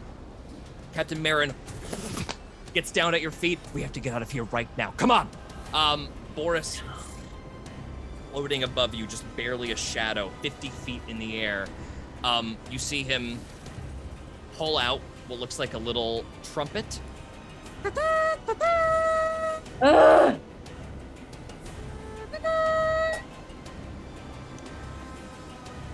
And he flies another 50 feet into the air, 100 feet high. My now. trial, though. I don't want to give up. It's so hard. Is it my turn? Yes, it is your turn. I don't know. You think I should give up? He is 100 feet in the air. And But just also the told- tower. I ripped the roof off the tower. Why No, wouldn't I you're right. No. run up the tower You're all- and tackle him in the air? You know what I'm saying? Yeah, you do you. You're gonna run back up the tower. I'm so fast. I'm so fast. You have like 110 feet of movement if you dash. That's right. I want to just make one last Hail Mary, and I want to tackle this mofo out the fucking air. Because that's Unbelievable. no. Okay, I ripped the roof off. go ahead. Okay, so do I have to do an athletics check? You want to sprint up the stairs? What do you say to Captain Marin? She's like, we got to get the fuck out of here. Henry's like, oh, that mouse stabbed me right in so many places. I mean, go to the bushes. My ancestors are there. They'll keep you safe. I got to do one last thing. And Zaza, she no, runs wait! upstairs. No. She runs upstairs. Yeah, Runs yeah. upstairs. Go. Zaza's just leaping up the stairs, booking it. No other actions take place outside. You start rising farther and farther into the house. It comes back around to your turn. You're unsure of what's going on outside. But boom, you get outside into the ruined top of this lighthouse, which you chopped the roof off of, spearing Boris over the edge. Now quite a different scene. Instead of Boris chasing you up to the top of this lighthouse, he waits for you 20 feet out, level with the top of this building. What? Floating and waiting for you. He's waiting for me? Why is he being all scary, huh? Come on then! Come at me unless you're afraid! I am not afraid. And Zaza runs at him. Oh, okay. Which Yeah. triggers his readied action. A net. Suddenly, out of nowhere. Oh, wait. Can I recall my axe? You may not. Ah! This net spirals out around you. See Zaza, just for a second, it flashes with a kind of like arcane energy to it. First thing's gonna happen is it's gonna be an attack on you. The 23 to hit you as you dive through the air. Zaza, you see that focused aura around Boris's form once again. He's been ready for this. The net comes out, wraps around you tight. The second it gets around your form, it snaps shut. I need you to make a, I believe this is a wisdom saving throw. Let me just triple check.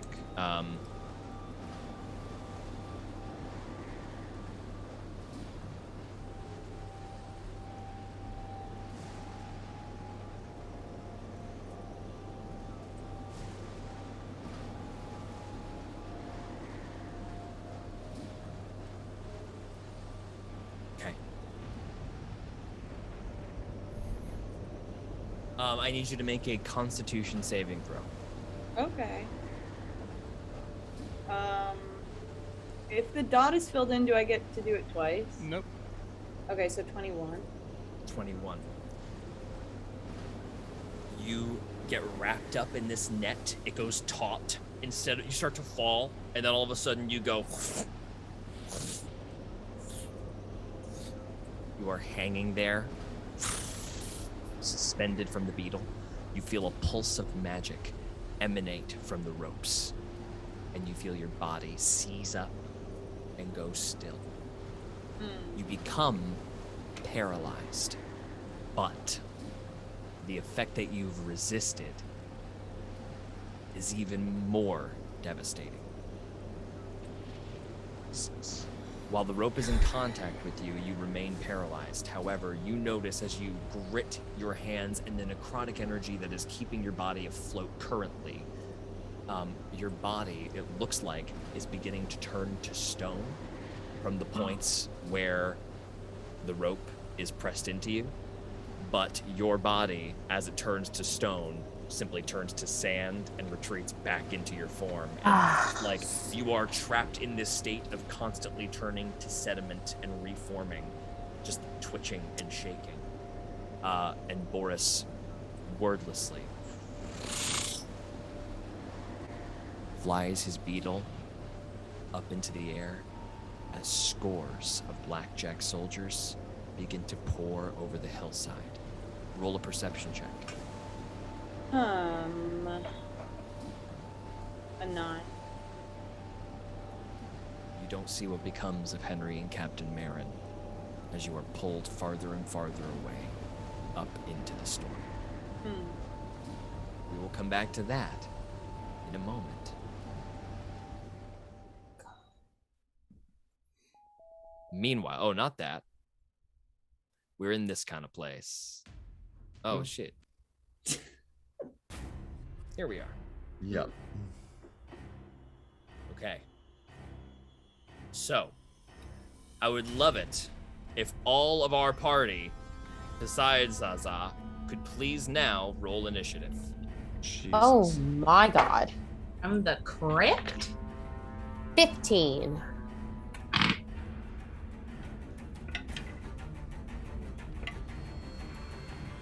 Okay. Six. Joey, 15. Mm-hmm. Akana, 6. Yeah. Zygo, 13, real low for Zygo.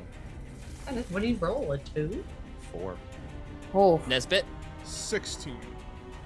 Yikes, we are all rolling low. I know. It's just a 16. Jesus. Let's calm down. No, it sucks. Just because we're not Dylan. rolling 28s. We're You and I are fine. usually high 20s. Yeah, 6 for me is Sven. probably like higher than average. Sven gets a 21. Yes. baby Cool, fox. Sven. Baby fox. Okay. Let me just get one thing all set. see something. Okay.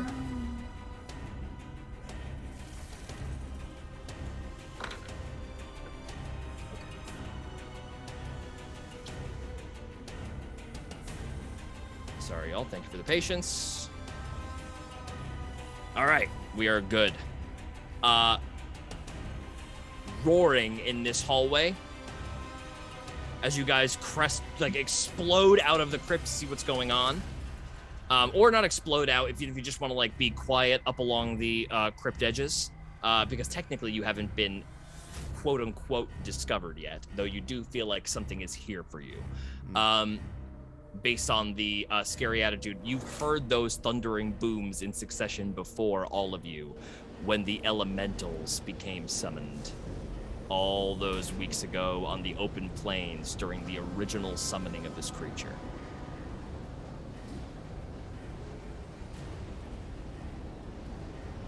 Okay, so Sven is going to go first. Sven is a child and not very confident. He is going to delay his turn until after Nesbit.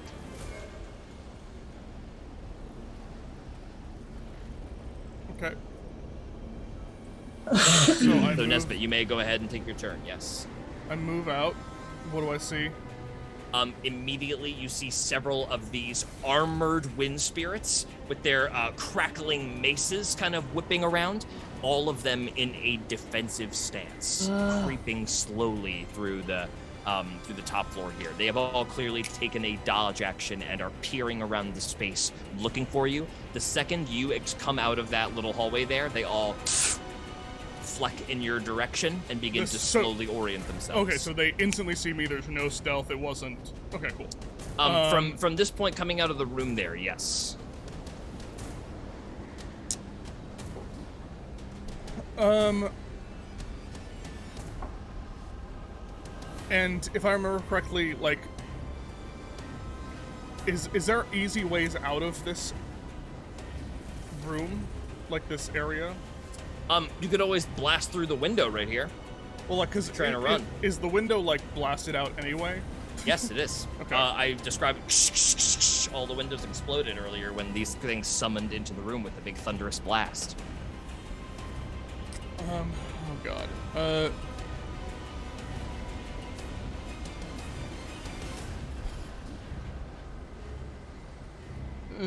Sorry. And how many do I see? Just the ones that I see right now? Just the ones that you see right now, that's right. Okay.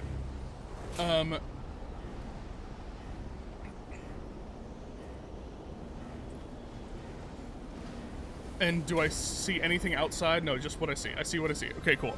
Nesbit is going to just try to, like, get a vantage point, blast through the window outside to see if there's anything. You rip through the window. As far as you can see in this direction with the 60 feet of dark vision afforded to you, you do not see any other creatures out here. Okay.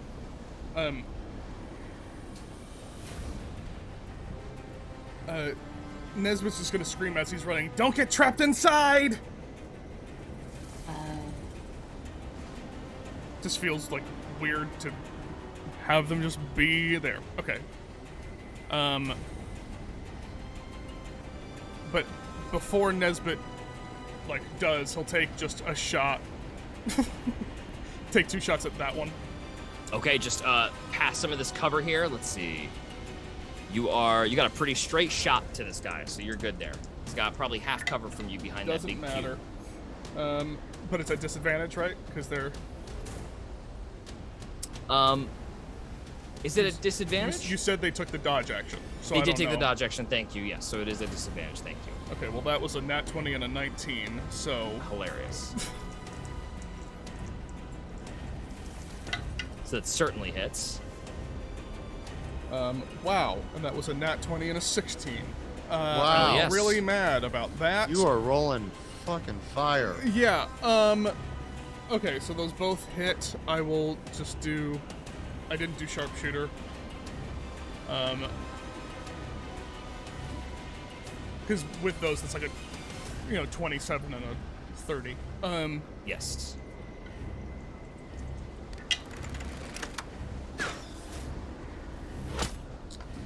Okay, that's going to be 10.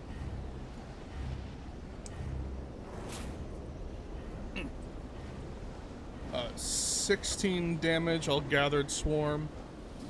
Just for the extra damage. So 22 damage. Okay, 22 points of damage. Nuts.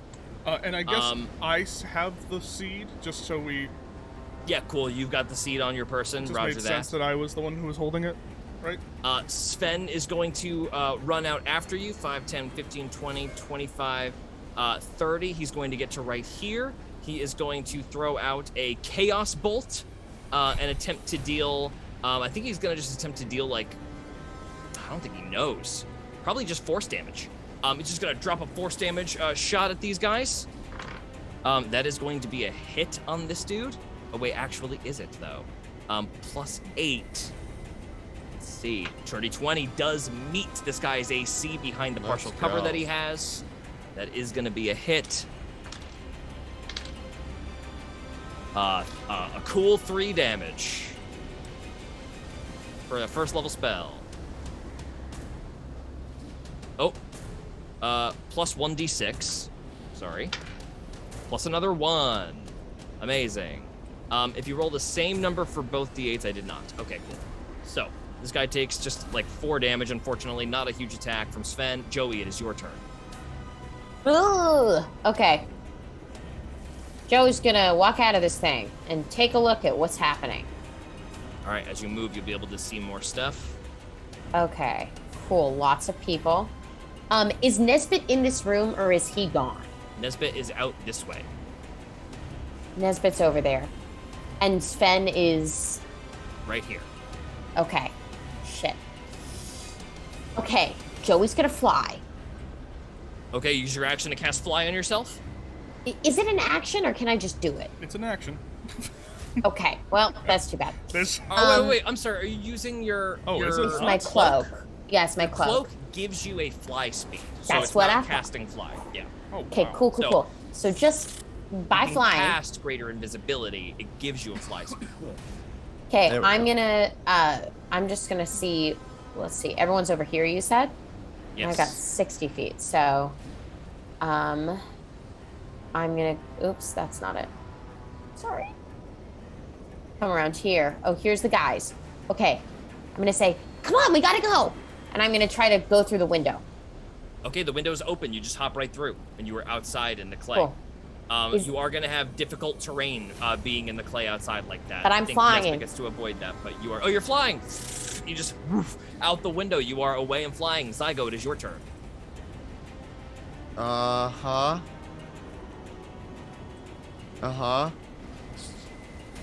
Great. I can't see shit. Zygo's gonna run 5, 10, 15. Oh, there's guys. 20, 25, 30 gets me to there next to Nesbit. Okay, you pop outside, down into the muck. And then as an action, I will cast Protection from Evil and Good on myself. Okay, amazing. A little bit of a bump there for yourself. Akana, it is your turn. Okay. I'm going to go ahead and move around here so I can see what the heck's going on. Akana, the second you get out here, I need you to make a wisdom saving throw. Jesus. Well. Good thing you have that giant bump from being a paladin. 28. For a moment, there's a harsh, like, twinge in your mind as you remember seeing those spiked flails. You remember that last when Kano died. That fear leaves your body in an instant. Paladins being immune to fear also lowers the difficulty check for this moment of seeing this stunning effect of like this memory that pierces through your mind. You may take your turn as normal. Amazing. Well, you still passed it, so you take your turn as normal. So go ahead and you burst out into the scene. All of these creatures orient towards you. Sven is alone in this room. 5, 10. I thought Sven came out. Sven has not gotten out. He moved 30 feet and cast a spell. Look. Feel bad about that. Oh no, I can only move to like right here because I'm slow AF. Okay, but you get in front of Sven. Yeah, I'll get in front of I'll get in front of Sven, and then I will also. Okay, are we leaving or are we staying? I think it's pretty clear everybody's I think we're ducked going out, to the right? plateau. Okay, then I am going to Misty Step 35 feet out the window. Okay. You Misty Step out the window. You disappear, reappear back outside. Sven, you guys see Sven flying, not even flying, he's actually just running because fly would have worn off by now. Yeah. He You is know what? running- Can I undo Misty Step and just dash instead? Because I don't have to. Sure. I would Yeah, rather not you don't have burn to a Misty spell Step. slot if I don't 100%. have to. Yeah. You can just Okay. dash instead, jump outside the window. Sven is bringing up the rear, throws a chaos bolt behind him, and then these creatures, borne aloft these air-like tails, begin to come after Sven. Let's see if they can reach him. 5, 10, 15, 20. This one does indeed reach him. 5, 10, 15, 20, 25, 30, 35, 40, 45, 50. A dash action will get this guy here.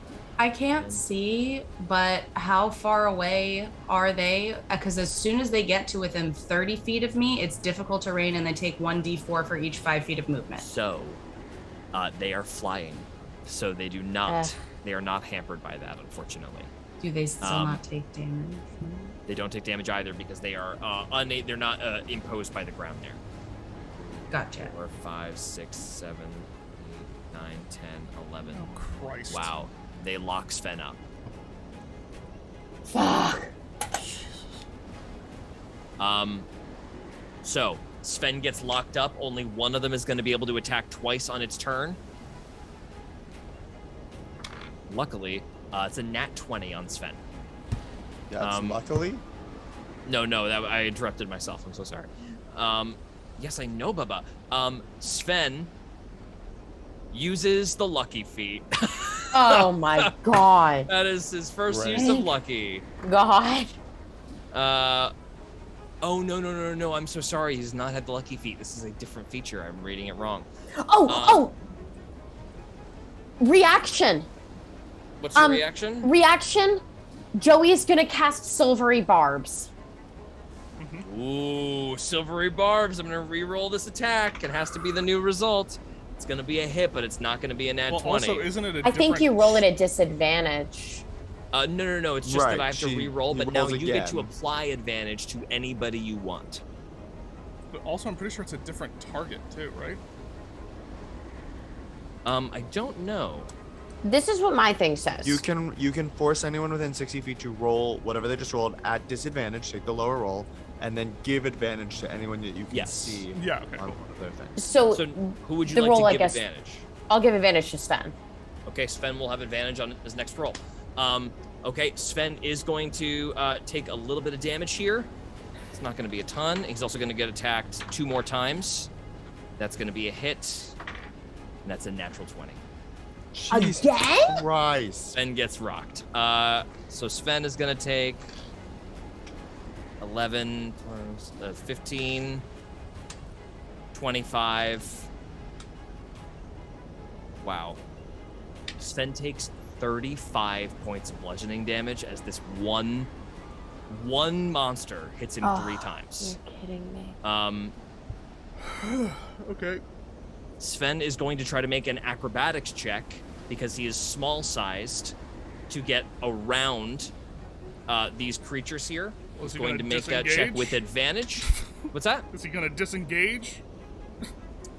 He is going to disengage so he doesn't take opportunity attacks, but he Yes. has to make a check to get through these guys' space. Okay. So he disengages, so no opportunity attacks. With advantage, he'll make this acrobatics check. His acrobatics is an 18. I'm now going to make... Only one. He only needs to get through one of their spaces, so he's only going to do one opposed athletics check, which is not high enough. Sven, after Sven, very dazed, barely having blocked some of those blows with a magical abjuration, sprints out, leaps through the window, is away, immediately starts booking it away from the hill as fast as he can. Up next in the order would be Nesbit, or yes. That would be Nesbit. Go ahead. Okay, is everyone... Yeah, I'm outside. out. I'm outside. Are you outside? Like, where are you? Yeah, I just moved in there so I could see what the hell was happening during that turn.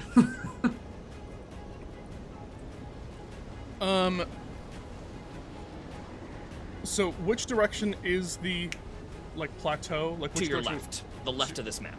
Left of this map? Okay. To the west. I'm gonna start moving towards that direction. But as I go along the side of the window in this church, Nesbit's just going to, with the bugs harnessing the power of the storm itself, just spread a wind wall that just goes across. Blocks all these windows off in one gigantic line. It seems to seal these creatures into the church as they, made of wind and metal themselves, like some kind of elemental frozen metal, start to like come up along the side of the wind wall. I'm gonna rule there's pretty much no way. It's like a strength save to get through there, right? Well, it's not a strength save to get through. It's not as powerful as you think it is. It's just a... Difficult terrain? No, it's really not. It's just kind of damage. I just wanted to throw damage up. You can. Oh, great! Go ahead and throw some damage up. You can figure out what you want it to be because it's smaller flying creatures. It's not small. Can't pass.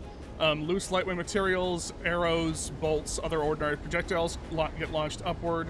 Creatures in gaseous form can't pass through it. Like, so you can decide how it does. So they are air elementals, which I would rule as a gaseous form, which means they cannot pass through this wind wall, meaning that if you guys all decide to book it the fuck out of here, you guys all have ways to travel across this space, plus Nesbit guiding you to retreat up the plateau. Do you want to make a full-on dash out of here? I don't know why we would do anything else. Great. Yeah. Let's do a skill challenge. You guys start sprinting away from the church. All of these air elementals are forced to basically go all the way around back to the entrance of the church. They all fly out of the front entrance. They're avoiding the wind wall. You see them. They all come up in the air, floating high, start to pursue you as they all spot you guys trying to climb up this plateau. I need athletics checks from everyone who can't fly, unless you are using some other way to get up high. Climbing a muddy, like cascading clay peak, very sheer. Cool. Flying. And it's climb speed, right? Yes. Okay, prehensile tail, so advantage. Amazing. So you have advantage. I also have advantage on that. Advantage. Prehensile tails are going to come in handy here to just give you another point as the clay is pouring around 20. You. Nat 20. Jesus. Nesbit, you are ripping up this thing. I also made a nat 20. We got 20! No! Oh my god. Nesbit and Zygo, you guys both start coming up along the side. You find each other next to each other. We high five. Clay, a big mound of clay. We high five.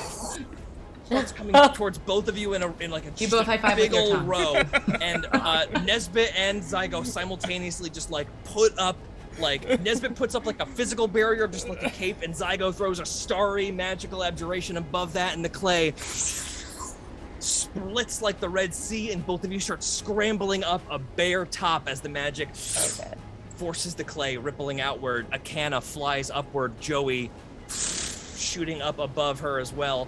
The air elementals. Yes, go ahead. I don't know if I'm allowed to do this, but could I, as I'm flying, quickly touch Sven and cast Close Wound? Yes, absolutely. What's that do? Touch an allied creature and channel their inner life force to cause a natural surge of healing. If they have at least one hit point, they can spend one of its hit dice, rolling the die and adding their con modifier to the result. Huge, they regain amazing. hit points equal to the total. He's going to roll that D8 right now. This is a Nick spell. Oh. Am I allowed to have it? It's fine. I like it. It's a cleric one. So he is going. It's going to be 5 plus. I don't know. 5 plus 1. He gains 6 health back. Cool. I understand. Nick put too many spells in the D&D. They just show up. I don't know what's up. Is Pass Without Trace still active? No, because I cast another concentration cast. spell. Okay, so let me, everybody make a stealth check for me really quick as you rip up, like, through the trees that start to pop up at the tip top of the plateau. I only have a 15. 9. 19. 25. Okay. 25. All of you guys. Can I so also wait, boost say all of those again for me. 15. 9. 15, 9, 19. 25. Okay. You all get up to the top of the plateau, scrabbling full of clay, and you notice as you turn around thinking the air is quiet for a moment, that perhaps you've lost those air elementals behind you. And then, with a nat 20 perception check, you see them all, hands behind them, wispy tails gaseously blasting them towards the top of the plateau, shooting towards you. They are quite a ways behind you, probably a round or two away, just as you get to the top of this plateau. We are going to take a little break where we are going to say goodbye to Hannah Fagerbaki tonight. We will return, coming back to find out what is going with Natasha in Boris Niles' net, and perhaps seeing exactly what is at the top of this plateau in just the instant before we stop our session tonight. All right, don't go anywhere. We'll be back in like 10 minutes.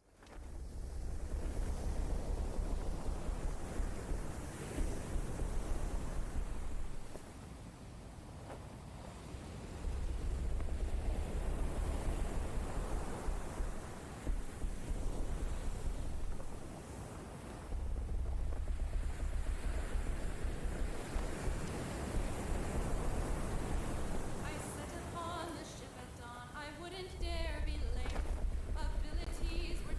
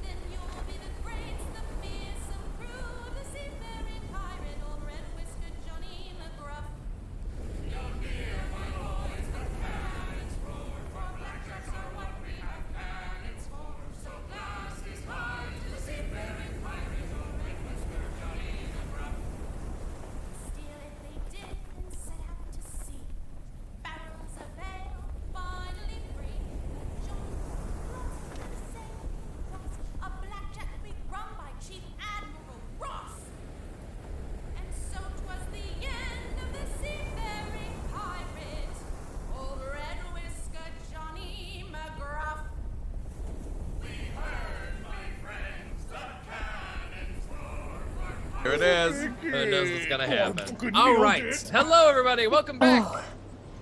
Return. Zaza.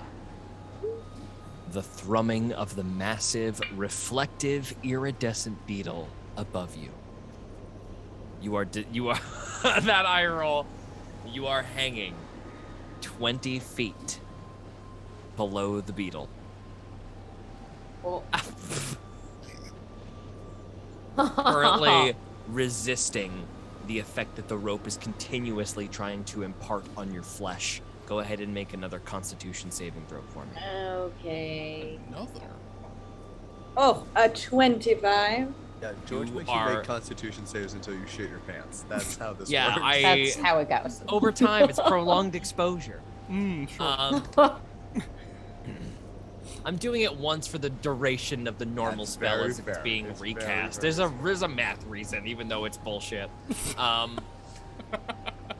So, yum yum yum, tastes like homebrew.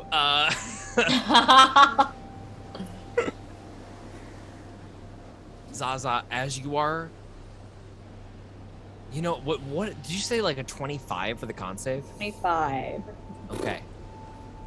Roll an Arcana check for me. And I'm gonna tell you right now, you need a 16. Fine. I'll do better. A nat 20. Are you fucking? Are you kidding me?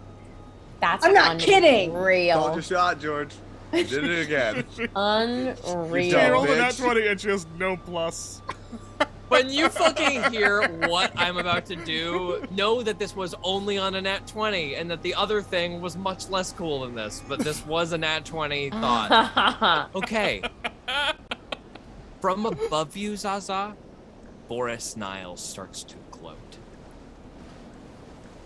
It never had to be like this, Jekyll. Now you and all your friends have to die. You could have been conscripted.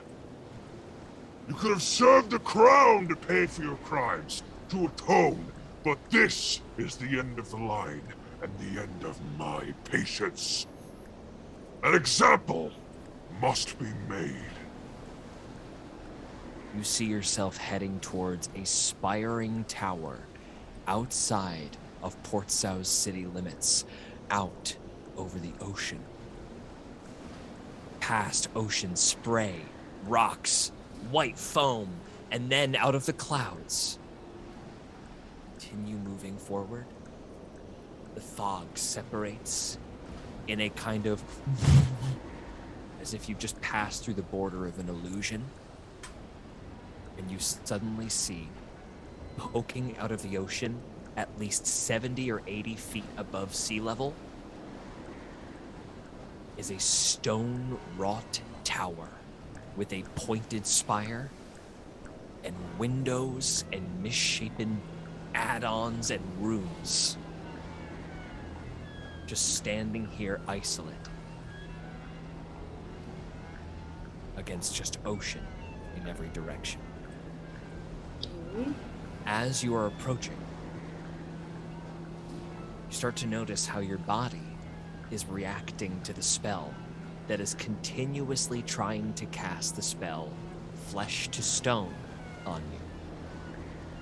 We have canonically said that Zaza's body, instead of blood, sand pours out. With a nat 20 Arcana check, you start to play with this interaction and realize that at your will, you are able to turn your hand not to stone, but to many small pieces of stone. Oh, that's so cool. You keep playing at the bounds of this. Suddenly in the top spire, there's a crackling of lightning that's just sort of like an arcing, like a up in the cloud layer, and then all of a sudden exploding up from the spire out into the sky, literally searing a hole in the clouds. A green beam of energy explodes upward. You have to hold your eyes back as you approach. Boris is already shielding his eyes above you. and then it all goes still and quiet. Oh, we have plans for you.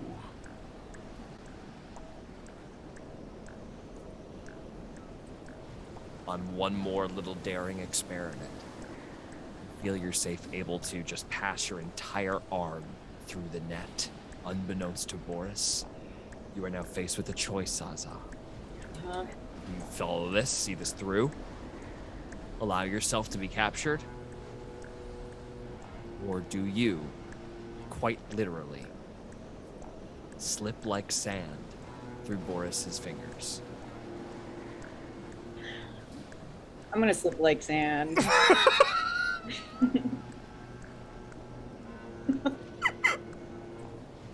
You see yourself approaching this terrifying tower in the middle of the water. See that green beam pop up? And Zaza, do you want Boris to see you get away, or do you want to get away completely unseen? Completely unseen. Roll a stealth check for me. Okay. So sick. Yeah. 13. Okay. This obviously does not beat Boris's passive perception. As you begin to just let your body disintegrate through the rope, Boris feels that the tension changes as the beetle suddenly rises in the air as the force changes. He gazes down, sees Zaza with her back disintegrating first, still sees your face. You make direct eye contact. Roll an insight check. Great. This is great. Yeah. A natural 19, so 22. You sense... Wow. He rolled a 20 on a deception check to try to hide this. Nice. Boris looks at you with fear in his eyes. This strikes you in such a way because this is the slayer of sorcerers. This demon of a pig has seen some of the worst magic has to offer. And yet what he is seeing now is like nothing he has ever seen. As you pour into the water, the sand coagulates as it hits the surf, and slowly, hundreds of feet at the bottom of the ocean, with a negative white flash of black and white, Zaza appears on the ocean floor. What? Two skeletons Agreed. peel themselves out of the sand, put arms on your back, their eyes glowing red in the pitch darkness. Yay. And you all begin to stomp back to shore. They Pirates of the Long Caribbean trek stomp? back Pirates to of the shore. Oh my god. They Pirates of the Caribbean That's full walk Pirates of the back? Caribbean style. Woo! You begin to walk that. Natasha, the fact that you... I love you so much, and the fact that you act like that is a totally normal thing that just happened. I know. It's All so insane. That's the craziest shit. So, we are just going to have one brief moment Oh my before god. we end. We are going to end probably a little bit early tonight. Yeah. But just cutting right back to where's my music that I want so good? There it is. As the rest of our party, we descend like a crossfade into the dark, inky blackness of the ocean, and suddenly we are out of the clouds and looking down at our party as they all clamber up on top of the midst of this flooded plateau. As soon as you get on top of the plateau, there's like this stony border around it, and what is clearly a clay soup is gathering up along like a shallow caldera of a volcano, only a couple of feet deep. This is all difficult terrain what you're seeing here. Additionally, above you, only probably like 100 feet in the sky, you just start to see one giant white eel-like fin through the cloud layer. Arcing lightning smashes down in the middle of this clay, and you see the two cave entrances, both one on the east side and one on the west side of this plateau, have fires lit in both of them, smoldering and low. You do not hear anything coming from them, but all of you make an Arcana check right now. Nat 20. No Nice. fucking way. What's happening? I don't know. Tonight is a night. On a nat 20, Zygo, blind and therefore tuning your ears as high as they can go with advantage, roll just double nat 20, because if you double nat 20, something's gonna happen. No, 24 on the second. I tempted it. Okay. 20 to 24. You hear avian coming from both. Damn, okay. In mutterings. One of the voices on a nat 20, you start to hear layered in whispers a familiar identity. Ender is in the eastmost cave. The west voice is unfamiliar. Okay. You hearing their voices kind of... now that you are hearing their voices, you are literally looking out like past 30 feet of your blind sight. It's as if there is blackness. But in the midst of this blackness that is your vision, you see golden and blue strands. Golden and blue coming from opposite sides, whirling into the air and wrapping around each other as if the incantations are traveling in a invisible line up into the clouds. And when you see that, you trace those blue and golden lights. When they hit the clouds, they spiral out in all directions like veins of the storm. Shit. Two things become clear. The concentration is not to keep these creatures here. These creatures are here until dispelled, made to leave, or banished via combat. Okay. Constitution saves, and the concentration is being made to define their will. To control them.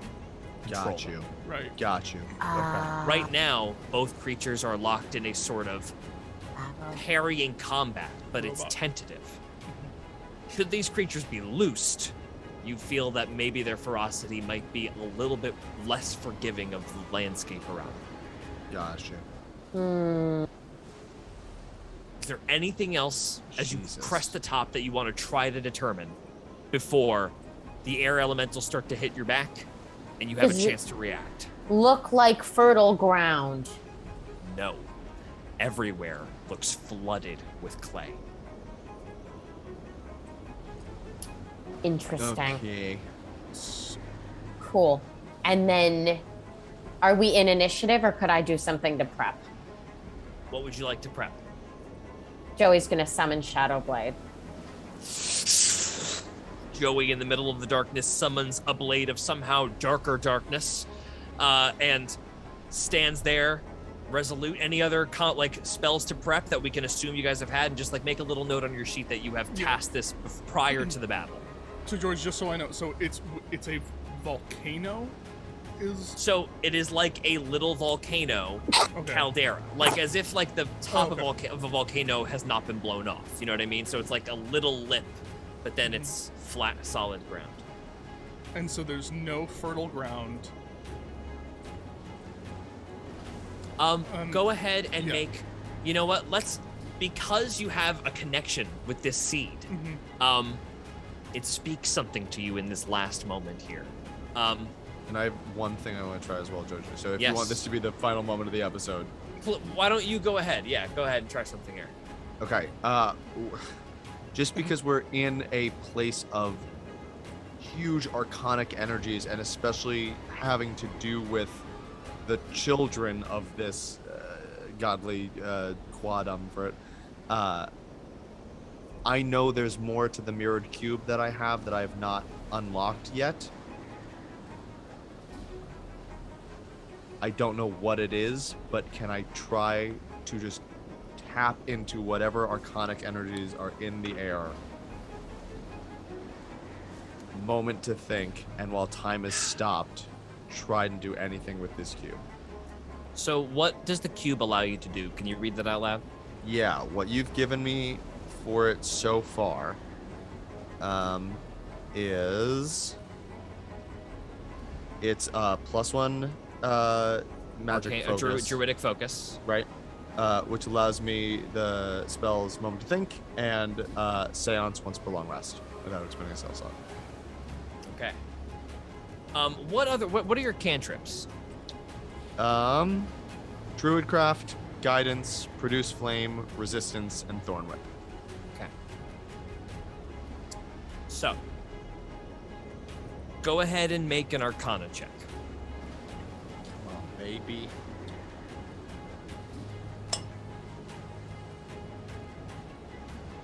$28, and I'm willing to wheel that if I need to. If you wheel it, I'll tell you exactly what it is. Oh my god. You get it if you beat a 30. That is a 33 with wheel. All right, Gabe. Why not discover it a little early, eh? Why not? Oh my god. What is it? So, let me just bring up my resource. This is the perfect way to end it.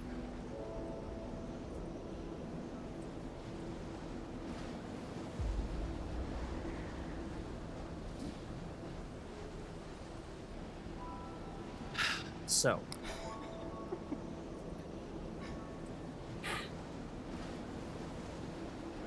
I'm going to lay this out for you with a 33 because it's definitely not something that you would as a player just like be able to connect the dots on. This is a little bit lore-y.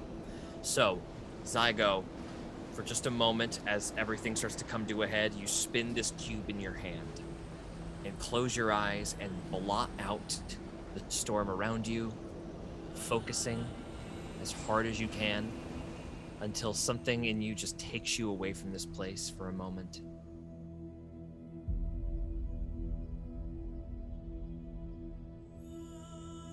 And you start to not hear your grandfather's voice, but you feel almost like his hand is on your shoulder. And the cube spins a little faster in a row, and you see within it a vision, like when you are reading through time.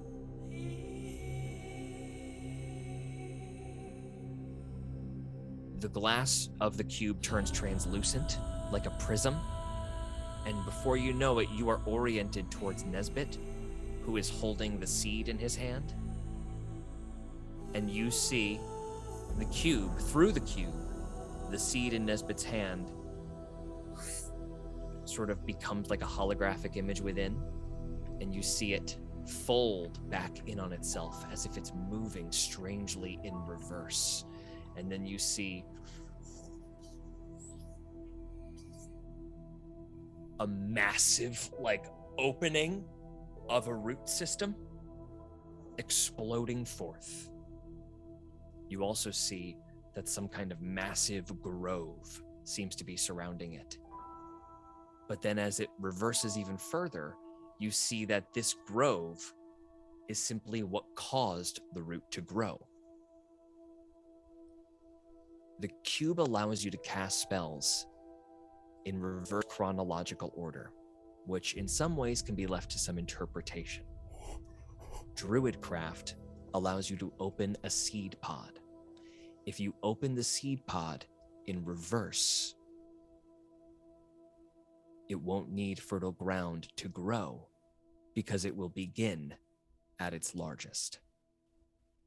And that is where we're going to stop tonight. Oh! With a little bit of a heady weirdo thing. So thank you all so much for joining us. Next week, we are without Natasha, but we are going to come back atop the plateau and face off finally against the Forever Storm.